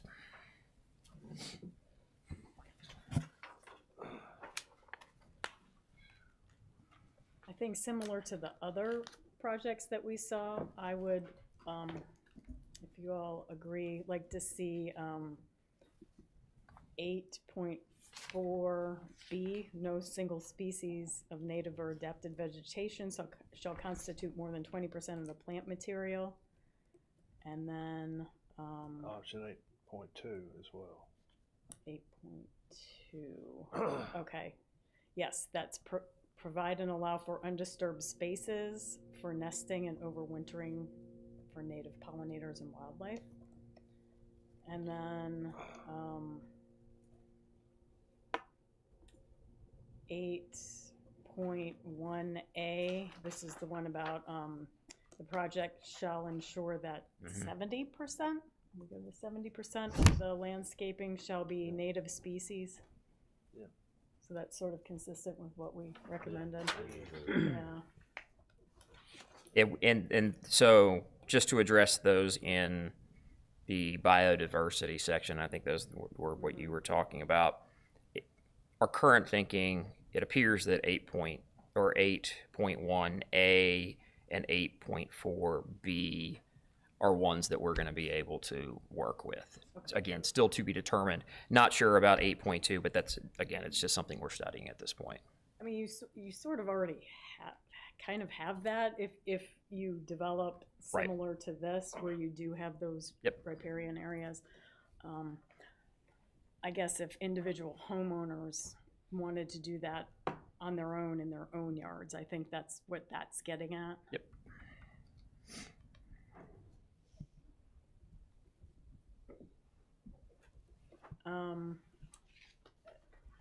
Just out of curiosity, are the stormwater ponds, are they going to be in one of the buffer zones, the riparian buffer zones? They're totally outside of the buffer. They're going to be outside. I mean, these diagrams show limited impacts, but our anticipation is that by the time we get to engineering, we will be able to keep those outside of the riparian areas. And then you're gonna have the clearing for that greenway connection across That's all right. of that. Yeah, right in through here. I Are apologize. you gonna have access to the tobacco trail? No, the grades here are tough, really, really tough. There's a lot of drop between the eastern portions of our site down to the American Tobacco Trail. Yeah, I didn't look at the grade. You'd have to The get greenway- easements or something like that anyhow. But The greenway connection that they're providing to the north can ultimately get to a greenway that does connect Yeah, there's a, the ATT. you can't see it on here, there's a community kind of right in through here. But Actually, I'll right go now, back. you'd have to cross private property, sort of. Yeah, and we've got some common interest with the folks who own this site, so we've been talking to them. My client, again, is the developer of senior communities, and they're really good at what they do. They're definitely interested in trying to bridge the gap, no pun intended, to get up to that greenway connection because they know that their future residents are going to want to be able to access the American Tobacco Trail. Yep. I mean, they could go out to the street and up, but this would be shorter. That's right. Right here.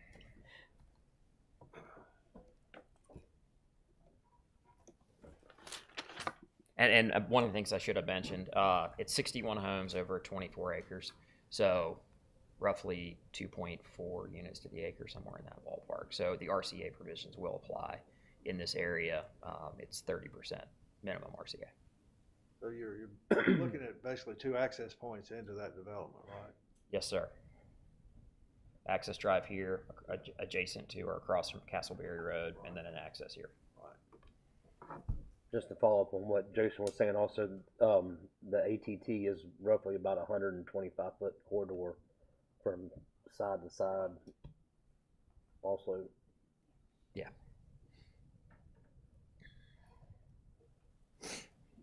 Can we go back to goal 16 anyhow with the solar?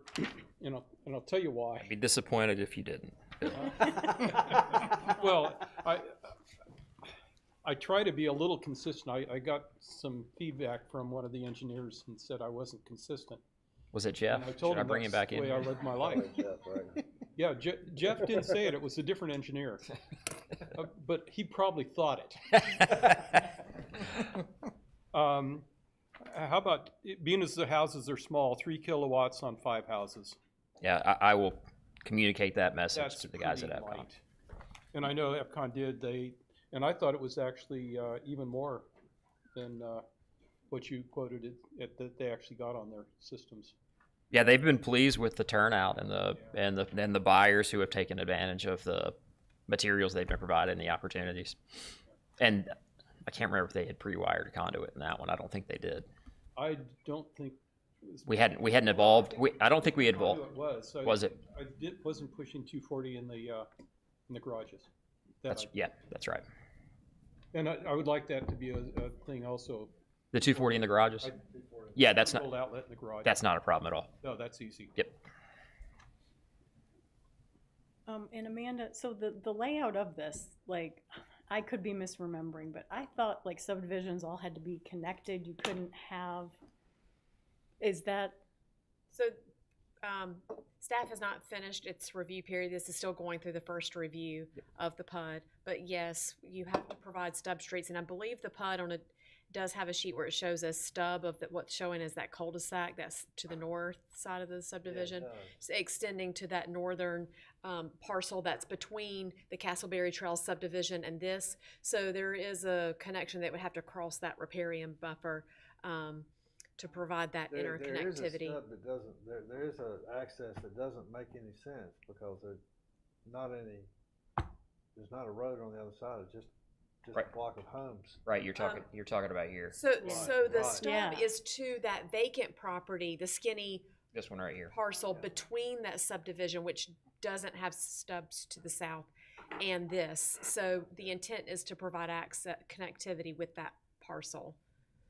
And we are providing that for sure as part Yes. of the concept plan. Okay. As you all the way up into that subdivision, it's just.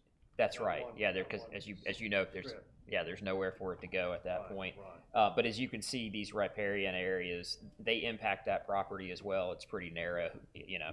we're setting up for if it's developable and you can get a street back there and put homes on a street up there, then there may be a potential connection at that And is point. that way there's no lots on on that the side? end of Okay, that cul-de-sac. So would that be a cul-de-sac with the intention that you could stub it out Yes. if you needed to? Yep. Okay. Yeah, and there is a requirement that a subdivision be connected, and where it's not able to be connected with a vehicular access because of environmental reasons or other, then there has to be a pedestrian connection between the two sections. So does that sidewalk on the southwest, that would be a connection? Would that count as the connection? I'm not 100% certain of that. Yeah, and we're still working But I on think if they've Yeah. got an access up on the north. I mean, we're at the northeastern PUD part. stage, so this layout really means nothing to us at this point because we're at it kind of helps because we can envision what zoning conditions do we want to tweak, change, whatever. Right. But this is not what's being reviewed right now. That's unfortunate. This is really, my personal opinion, this is really nice in the way it avoids a lot of environmental impacts.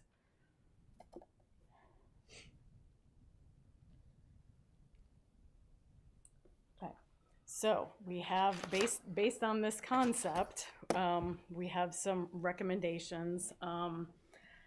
Given that there is uncertainty about what is going to happen with the street configuration, I would like to add the one about minimizing the impacts to the riparian buffers. Let's see, Can you tell me what number that is? yeah, I'm looking for it. Goal 3. No clearing or land disturbance shall be permitted within the riparian buffer except for the minimum necessary to install required sewer infrastructure and SCM outlets. That one, it's goal 3. What goal is that? Is that for residential? Oh, that was in That's for non-resident, non-resident. but Okay. I'd like to, I mean, there are common areas that the HOA is gonna be controlling, right? Yes. So, I mean, I think that's where that would fall under it. It would fall under there.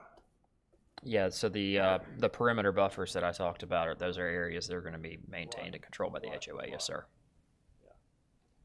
yeah, your stormwater ponds. So, Yeah, those two. Okay, any further questions or discussion?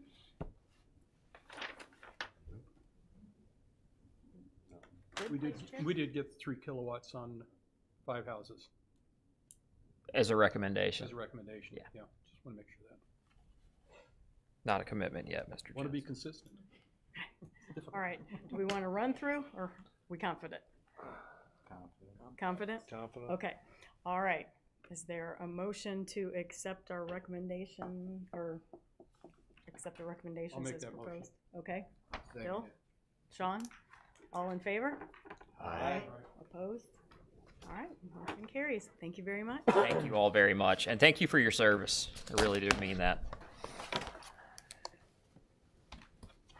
Okay, would you all like a 5-minute break before we go on to the presentation?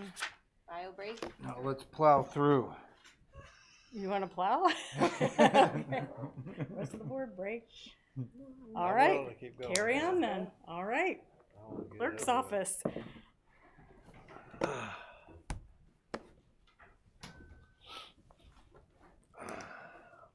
Thank you, Jason. Appreciate it. Thank you.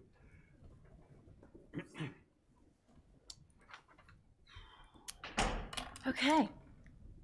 Oopsie. Okay.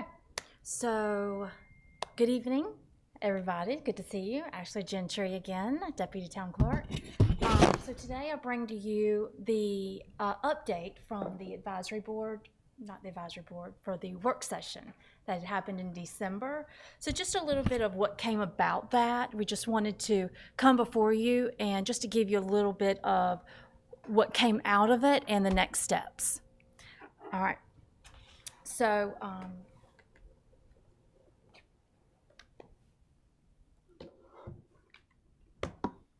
okay. So resident advisory board. So who, what, when, where, why. This is what we presented. So this part is what we did present to the council at the December work session. So what I'm going to go over is a little bit of the research discovery process, how we got here, the scope, your current scope and responsibilities, what we're going to bring before you, some proposed new scope and responsibilities that came out of that December work session, and new changes to the administrative policy. And that is, the administrative policy is something that is affected for all boards. So it's not just for this board. And then next steps, when will this be effective? Okay. So as you know, the purpose of your board is just to provide expert advice and guidance to our town council. So you are serving as an advisory board member and to serve as an opportunity to collaborate and make decisions on behalf to impact our town, to make a difference. As you see, we have 9 boards. As of now, we have 7 from the December work session. We now no longer are keeping our Bee City and TreeCap, which are going to be combined under the EAB, Environmental Advisory Board, but Alan will talk about that. So this just gives you an overview of all our boards and the impact. So why are we doing this? So the school government recommends periodically that we evaluate our boards to ensure how effective they are and efficient. So our goal now is, while we are doing this, is just to strengthen these boards for our, and to provide clear direction as well, and identify any improvement across all advisory boards. So we did conduct some research through, within the last year, we have had several meetings with the chair and vice chair and the staff liaisons. And with talking with everyone about that, we developed some themes, some clear themes that had they were not clear. So which were, what are your exact roles and responsibility? What are your measurements of success? And some inconsistent practices that were also formed. So with that, I'm going to let Alan go over, bring to your attention what was discussed in the Resident Advisory Board and some scopes. So what is your current scope and what was now proposed as your new scope of responsibilities?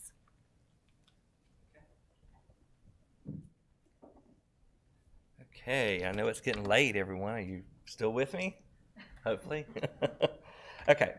All right, so we're going to go through these, but just to give an overview of what we're here to do tonight, and that is just to make sure that you all are aware of the changes that were presented at the December work session, and then let you know what's coming forward. So when we talk about roles and responsibilities changing, none of that will be discussed and decided tonight. So just to clear the air for what that looks like. We want to receive feedback if you have initial thoughts, but then we have compiled a survey that will be going out to you all from my office, but also to staff. So we'll collect feedback from advisory board members, as well as the staff liaisons that have been participating in the evaluation of these boards, to really determine what is the best path forward.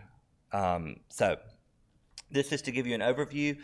Some of you may or may not have known, but Bee City and TreeCap has always been a subset of the EAB. Not many folks knew that, but they have also had several staff liaison changes, and they have also continued to operate as standalone committees. When these were originally formed, they were part of a certification process. So the town is Bee City certified, which is related to pollinator gardens and another list of initiatives, as well as TreeCap initiatives. It's also a Tree City certification, Tree City USA. So both of those committees were formed as a subset to EAB initially. They were formed before the EAB. They both existed before the EAB. But when EAB was formed, they were put as umbrella under EAB. So if you look at the original charter for when EAB was formed and when it came before council, there was an org chart that established EAB and those two umbrellas underneath them. We never Yeah, that's got not that how we org ever chart. functioned. We never got that org chart. Which is why a previous slide that actually talked about inconsistencies, this is why. So anyways, B City, we're not going to really focus on that because that's been dissolved. Tree City or Tree Advisory has also been dissolved and is moving, their focuses are moving under EAB. So let's focus on EAB. So right now there is a new environmental programs coordinator that has been filled under the planning department. So we know that Megan Pendale has previously served as a staff liaison to this board. If you've been around a while, you know that was under the sustainability program, which was in water resources and then moved to budget. It's since shifted somewhat to kind of a collaborative team between planning, water resources, with Shelley serving as kind of the point person as well, and then Lindley sending out agendas. And now there's a centralized location for all environmental programs that will be in planning department.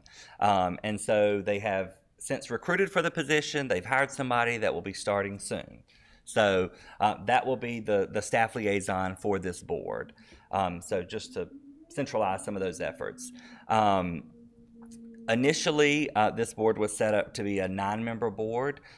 With the consolidation of the B City and the tree cap recommendations, we've asked that 1 member from both of those boards or committees come under EAB.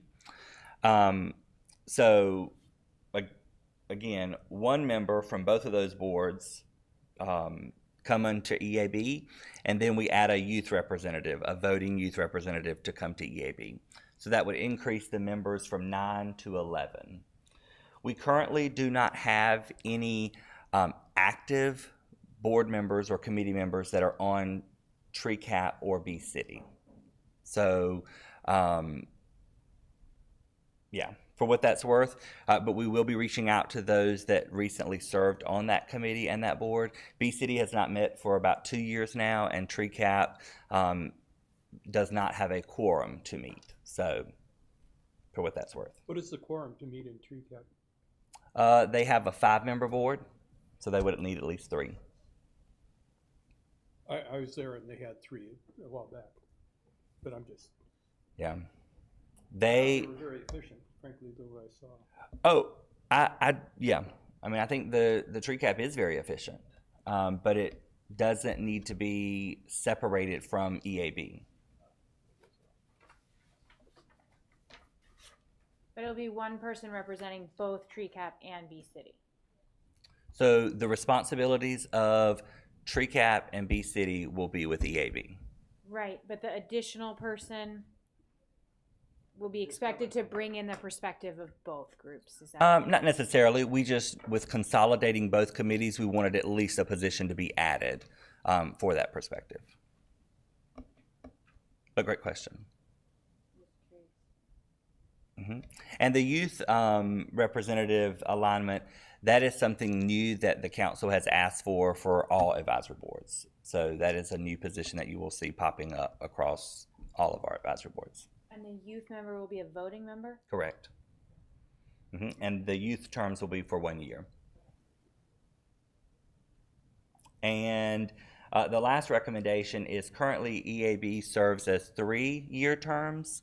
All advisory boards, with the exception of the Board of Adjustment, will move into 2-year terms to help with rotation and to help with keeping the boards fresh, with fresh thoughts and fresh ideas. Their term limit? Yes, 6 years. I think you need to rethink that with regard to your industry representative on this board. I know in the beginning they had a very difficult time finding someone to take that position, and that person didn't stay long, and they had difficulty finding Patrick. Before you. I was like, And I know. I'm still on here, Don. No. We had a hard time getting you on the board, Patrick, and I know at some point you're going to get tired. But I think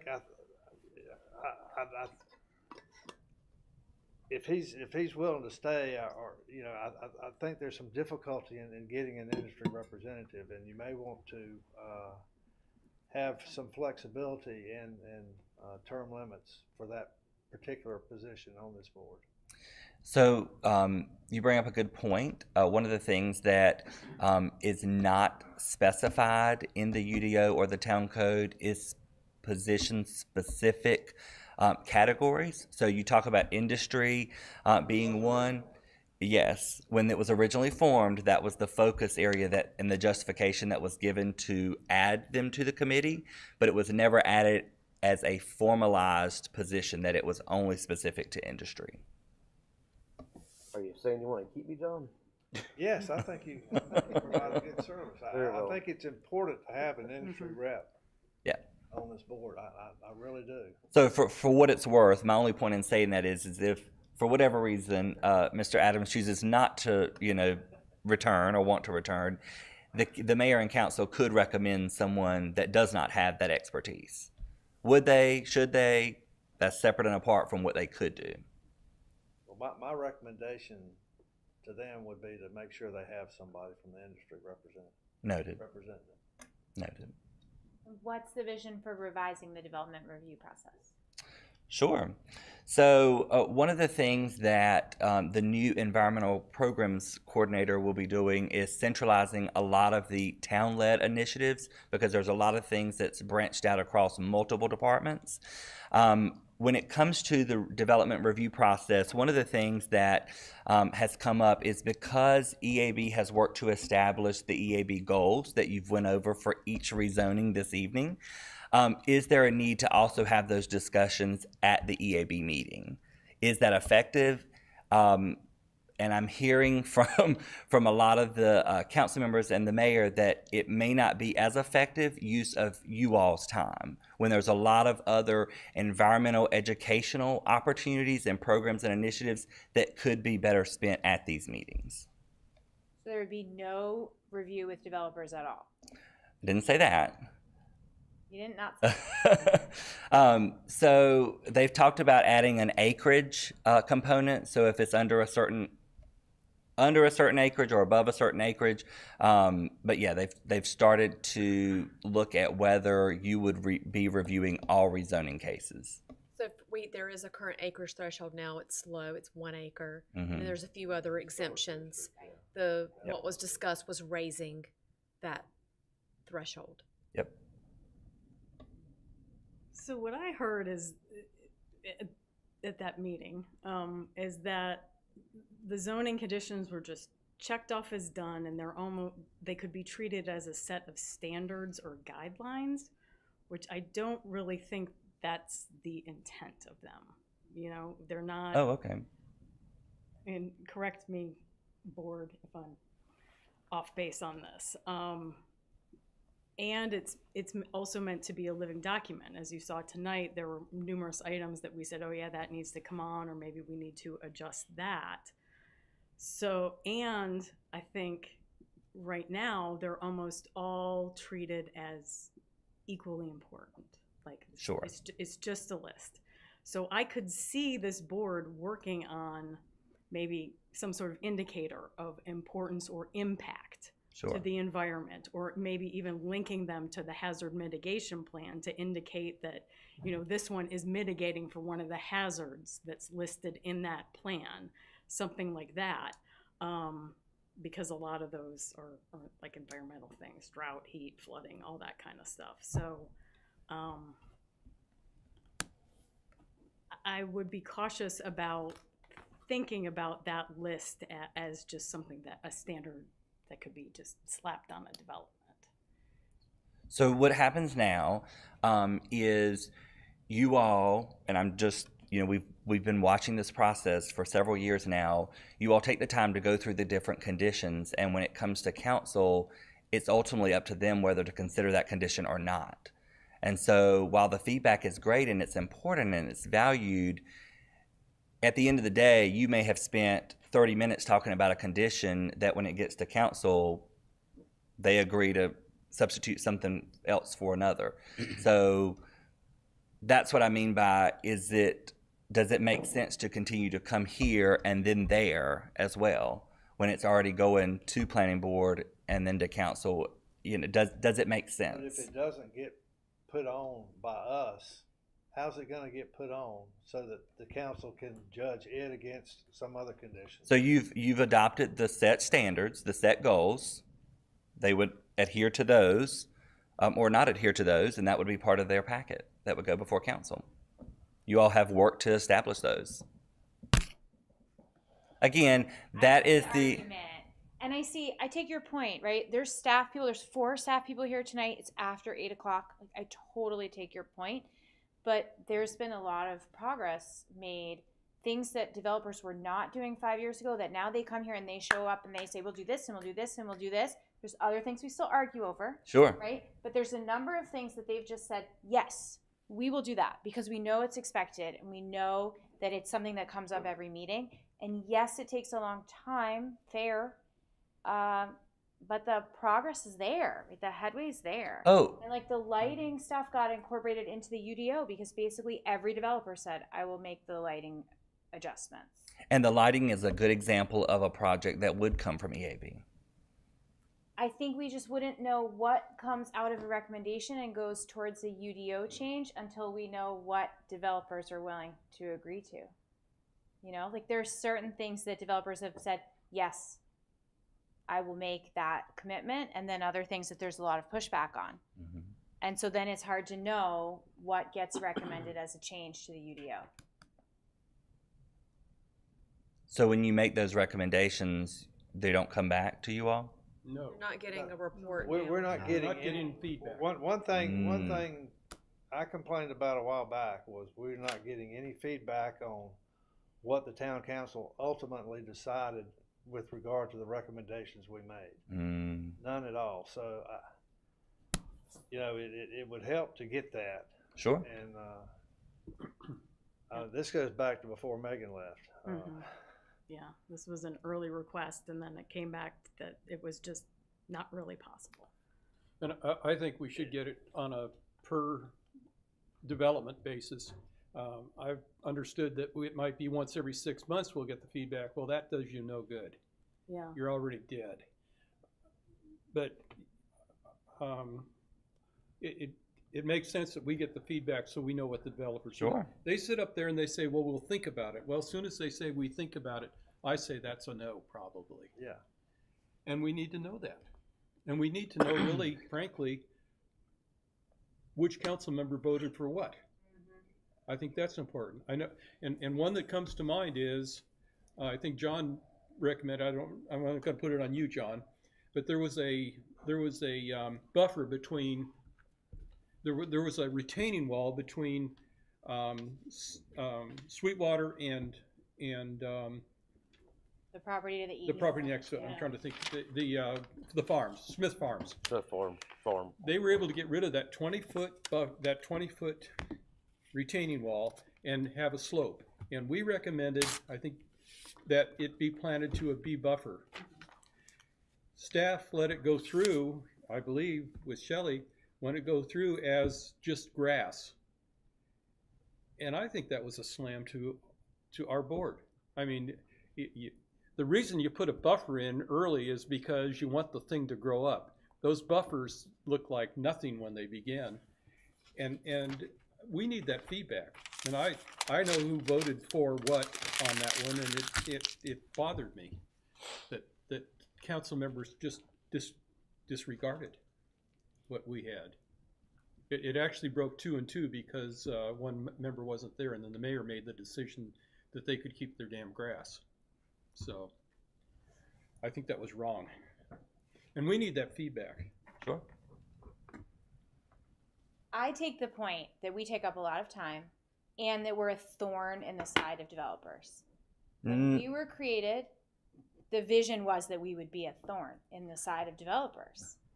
We would encourage And- environmental friendly. So I think that, again, the only note is not just the use of time, right? There is a lot more initiatives and programs and efforts specifically related to environmental programming, and the lighting stuff that you all worked on, those are prime examples of things that you could be focused on. Not saying that they're not important. At some point, there was discussion that there was frustration among board members that you're spending so much time at plan review, that there was no time to do those initiatives. Right. And at one point, we did have a time limit per rezoning request. Yeah, And we that did. was when there was a lot more, I feel like, coming through. We had but about 4 or 5 at a time. yeah, and it's an interesting duality that we had, you know, several meetings last year canceled because there was nothing to review. So it's like you're spending all your time on doing reviews, yet you're canceling meetings because there Well, are none. Right, and I think that's where this gives you an opportunity, because in the past, you don't really propose agenda items, right? So if there's no development review, right, there's no rezonings to review, to your point, the meeting gets canceled. But if there is an option to be able to put lead initiatives and programs on the agenda, that's what this refocusing and reprogramming would do. That's interesting, because we have had made requests to have presentations happen, and those never got on agendas, and, you know, they're. Can't speak to what, And that's where those why stopped. we have a new environmental programs coordinator who's going to be the staff liaison and have more Yeah, of a focus. I mean, and that's fair, and you and guys all dedicated deserve that. for this. All of you deserve that. Yeah, I'm not trying to take anything away from how hard the 4 of you work. And Jessica's been here since the very, very beginning, right? So I appreciate that very much. Like, I'm not trying to take anything away from that. I guess I just think the council will not, without us first, the council's not going to push as hard. I just think that's a fact of it, and I personally am disappointed about that. Just the town that I live in, I would like to see the council push back harder to make sure that development is responsible. And they're doing that now. I would like to see harder. That me personally as a voter and a constituent. Sure. So, But the process that's involved now, where it comes to you all, there is that headway. Do you feel like that is happening? Are you fearful that that's going to be lost if this doesn't continue to go, rezonings don't continue to go through EAB? Well, if no rezonings continue to go through us, yeah, I think so. Even if they still have to answer to the goals? But how do they answer to that? How do they answer They have to to it? always say yes? Is it going to be in Just like you did concrete, tonight. Or is it going to be just, you, like our list, we want you to? Is our list a living list where it goes, like, it keeps? This board would have the ability to keeps- go and reevaluate and spend time Correct. talking about, and maybe even adding priorities as was suggested. I think that's where kind of where you Yes. guys are going, where it's like our voice is not being heard. It's still being heard. It's put on a list now versus a living list versus just here and that's it. I think if we got feedback, we might be listened to a little bit more. I don't think the list is good enough. There was a ton of interpretation of the list that was provided by us. I don't think it's good enough just having a list. Sure. It doesn't carry any weight, right? Like, who decides which boxes they check and what things they do? Who decides now? List. Tonight, Matthew, Exactly.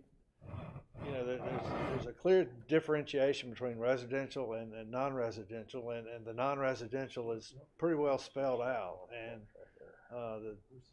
one of his proposals said not applicable for one where he clearly had stuff in there. Sure. And I mean, I'm not trying to call him on the carpet for that, because he's generally does a really good job in here. But You thought they were all oars. if somebody just fills out that form, and I don't see how there's going to be any review or resolve of that. That's one of my concerns. And the document that you use now can be revised. Again, as Amanda mentioned, it could be something that's done on an annual basis. It can be something that's evaluated and reviewed. And Pretty big revision. sure. March of 23. Yeah. So we, just for what it's worth and for sake of time, a survey will be going to you all. You can put all of this feedback into that. We will compile it. Keep in mind, we're also sending the same or similar survey to staff and asking them for their recommendations on things that the EAB could consider, and we're doing that with all of our advisory boards. Transit, housing has been dissolved, but, all of our advisory boards, we're doing that same focus. So I would encourage you, if this is a strong passion, which I know it is, put those thoughts in there. What are things that you could be doing? What are things that you are doing now that you feel like are very effective? So there will be like a free-form comment space in the survey? Obviously we don't want 1,000 words, right? But there will be, word limits, but there's nothing that prevents you from sending me an email. But obviously, because we have to be able to be concise and clear, and sometimes more words doesn't always mean more content and more substance. And so just to be clear, so EAB has 9, TreeCap had 5, B-City had 6. So that was like 20 people working on an initiative. And now the idea is to just collapse that in half. Mm-hmm. Do more with less kind of thing. Well, if you're not doing the rezoning, but you would have why weren't they the meeting? people. Like, was there not interest? Were the members not being appointed? Like, why were they not meeting is my question. I think their roles and responsibilities But were, other than the certification process, what else were they to do? Oh, did they fulfill everything in the B-City resolution? Because there was a number of goals. And so did they go back to the Xerces Society and say, hey, we've got 1,000 acres of pollinator habitat and we're done? I can't answer that. All I know is that they were not being effective with how they were established. Okay. And if your recommendation is that they continue to be separate and they continue to be a 5-member board, then put that down. I don't think that will be supported, but certainly if that's the recommendation, I just think it's duplicative. It's duplicative for what EAB is designed to do. So in the resolution though from B-City, it is required that a staff member is named as a liaison, like a town person. The environmental programs That's gonna be coordinator. the environment program, okay. And we've talked about a lot of what Tree City USA and B City USA requirements are, and they can be fulfilled by EAB. And so what if everybody on this board is only interested in air quality or water quality or something not pollinator or tree related? What happens then? I mean, it would still. If our duties are adjusted to include some of those things that B-City and TreeCap are doing now, then I don't think we'd have any choice but to address it. I can see B-City and TreeCap being folded into one, because they're more dealing with planting trees or planting pollinator plants, and we are more reviewing developer stuff and adding some of that stuff too.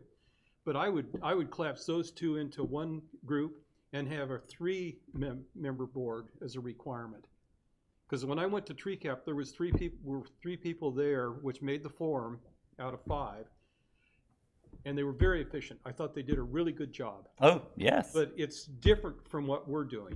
That's the thing. Those two are different. They should be collapsed into one if you want to, and keep them as a subgroup. Yeah, I think like TreeCap had a meeting, a couple weeks ago, but then that's the first one they had.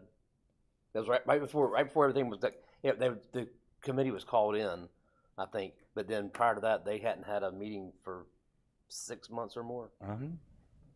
I think I was at that. It was about a month and a half ago. And Ashley attended several of those meetings. Okay. Yeah, we're not questioning the effectiveness of TreeCap, but does it need to be separate from EAB? Your recommendation is yes. Things. I really do think they're doing different things. That's why I think it could be a subset, but for those folks to be sitting here while we're really doing other things, I think you'll start to lose people that are focused on getting trees planted or getting the pollinators in. I think it's a separate item. Okay. I will look forward to my survey. Yes. Thank you. You're welcome. All righty. So just for what it's worth, reducing the terms to 2 years, a maximum of 6 total, adding a youth representative, reconfiguring the board, and again, looking at the development process. Just out of curiosity, when does that duration of time start? What do you mean? Like for the 2 years? So we've proposed 2 options. One is that at the end of your current term is when it would start. So it would start fresh with a 2-year. If you're reappointed, it would start fresh with a 2-year term, and then continue moving forward. So you could essentially get extra time is one option. The second option is at the end of your term now. Nothing will change midterm. So at the end, whenever you end your term now, if you've already served the 6 consecutive years, then you would roll off. So that's the 2 options. One quick administrative question. We are at the end of our meeting schedule calendar. So I guess our next meeting is the third The Thursday? same, Okay. what's set in the UDO. Okay. Okay. Yep, that item, That will be February 20th, will be our next meeting. that item was on the agenda, but we removed it because we don't know how often you will need to meet. Okay, we have a few administrative policy. You want to do that? Yep. Okay. All right, real quick. So this is what I was talking about with what is going to change across all advisory boards regarding administrative policy changes. The attendance, so 3 consecutive meetings that are missed, or 25% of meetings within a 12-month period. So we will be reporting that quarterly to the council regarding attendance. Stipend. All advisory boards are now eligible for a $50 stipend per meeting, and that will be paid out quarterly, quarterly payments. Term lengths, Alan went over this. This will now go with two-year term lengths with a maximum of 6 years, and then you would roll off. Just a little bit of diversity for when we advertise. We would just like to propose to endeavor to appoint members who represent more of a diversity culture, ethnics, and just demographics in general. Eligibility, all members must be 18 years of age, and again, exception with the youth representative. This is new, current on town of Apex and Wake County taxes. This is something that our other municipalities or neighboring municipalities are also doing, so this is consistent with them. And again, adding a voting youth representative to all boards. Resignations, if you decide to resign at any time, please send that to the clerk's office with the effective date to the town clerk. And meeting minutes. This is something that is within the clerk's office. We do have someone designated to do all our advisory board meeting minutes in a particular format for you to vote on at each meeting. So we're just trying to keep that consistent as well. And then any ethics and conflicts in training will be required at each term. Okay, so just a few of the administrative policy changes, and this is for all boards. Something that is new is going to be the annual report requirement. This is something that's going to be included, represented, or presented to the council by the chair of all advisory boards. So this is just something that proposed that are plans and objectives for the upcoming 12-month, and anything that you would like to propose for your board, whether it be new projectives, new goals, or etc. And that's what you would report to this guide to the council. Membership, clarifying corporate limit requirements unless otherwise specified by your, unless otherwise specified or required. Again, youth representation for each advisory board. All positions will now be voting, and no staff will serve as an ex officio, which we do have some on transit, but they will now be all voting members. Next steps, around March or April, will be change the UDO and town code, effective March or April.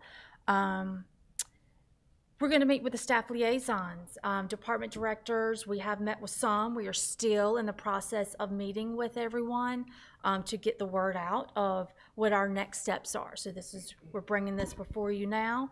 And if we have not met yet, we will soon be hearing from us. The Resident Advisory Board Administrative Policy we are going to be bringing that to the board and will come effective maybe February, March, or April. That is still to be determined. We will then recruit for any vacant positions where if anybody decided they are no longer interested in your board, then with the new scope and responsibilities, we will be advertising for those new positions as well, any open or new positions. And again, the annual report the first annual report requirement will be due December of 2025 by the chair of each board. And that is it. Alan, do you have anything you would like to add? Okay, that is it for me. And if anyone has any questions. No? Thank you. Okay. Thank you very much. Bill, don't forget your jacket. Mr. Jensen. Bill, don't forget your jacket. Oh, okay. Okay. Thank you. I don't have an iron bladder. Yeah.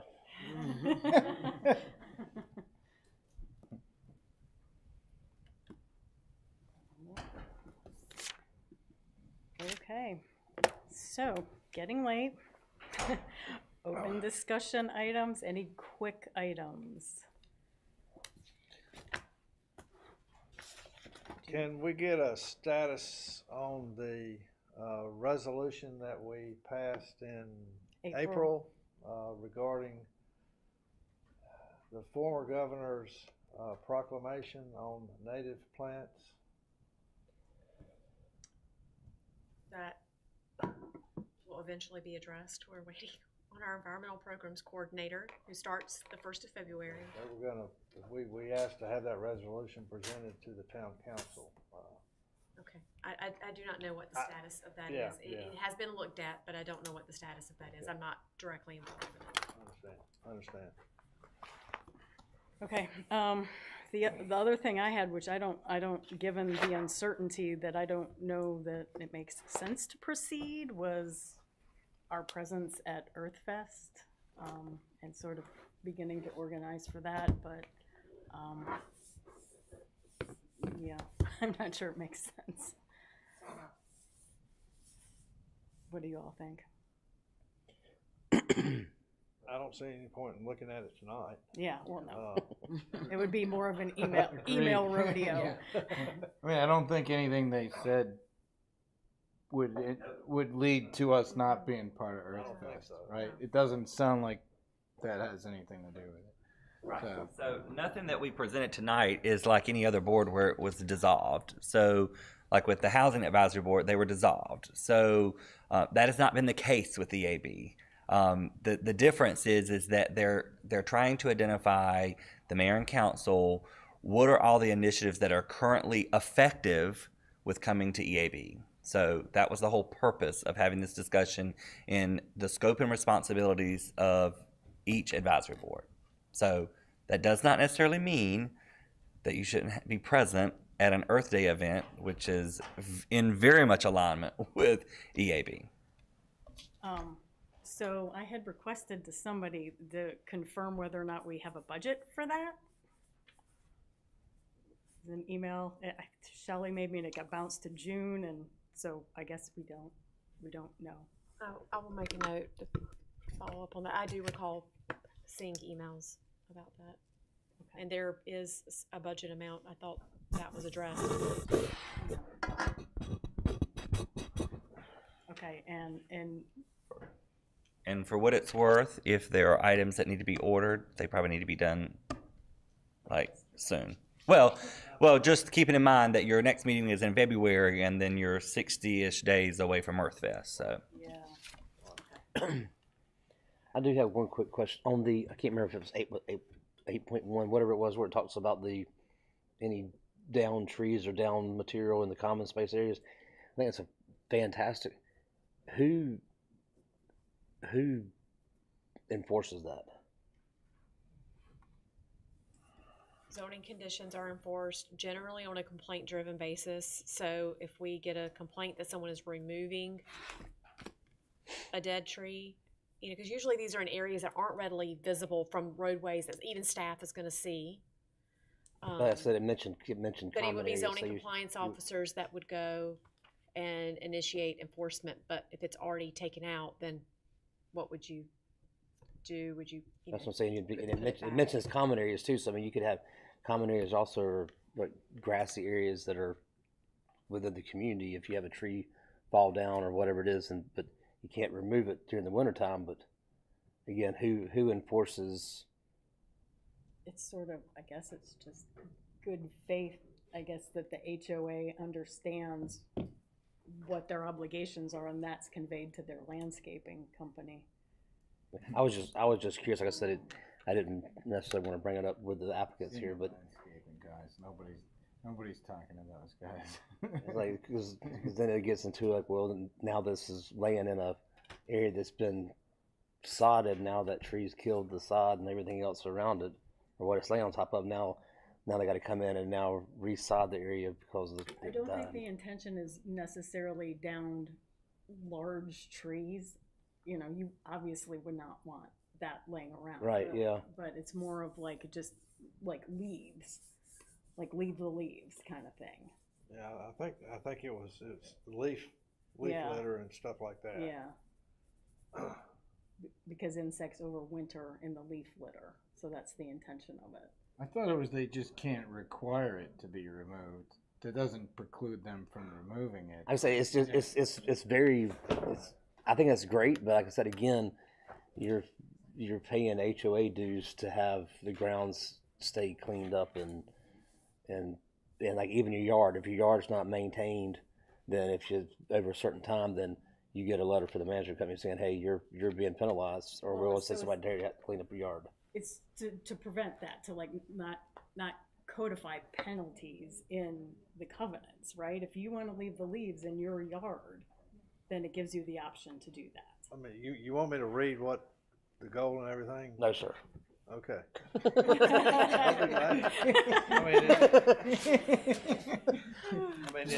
They can remove. I was just they asking. can remove this stuff from turf grass.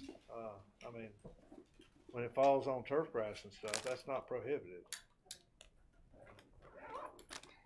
It's not prohibited. No. Is it more for the resource conservation area? Is that what you're looking at? No, it's Like for the buffer area, you can't remove it. It's supposed to, per the code, it's supposed to stay there. So But it's to give somebody the option of not removing it. from their yard or from a common area. Yeah, right. yeah. Okay. Yeah. I guess I was just asking the question. No, that's a good question. Thank you. I can see where that would be somebody would have some sort of pushback on like what is it, what is truly the definition of what you're trying to state. So Yeah. All right, y'all. Is there a motion to adjourn? yes, ma'am. All right. Patrick, is there a second? Sean, all right. We I got are a budget adjourned. Thank you all so together. much for your time tonight.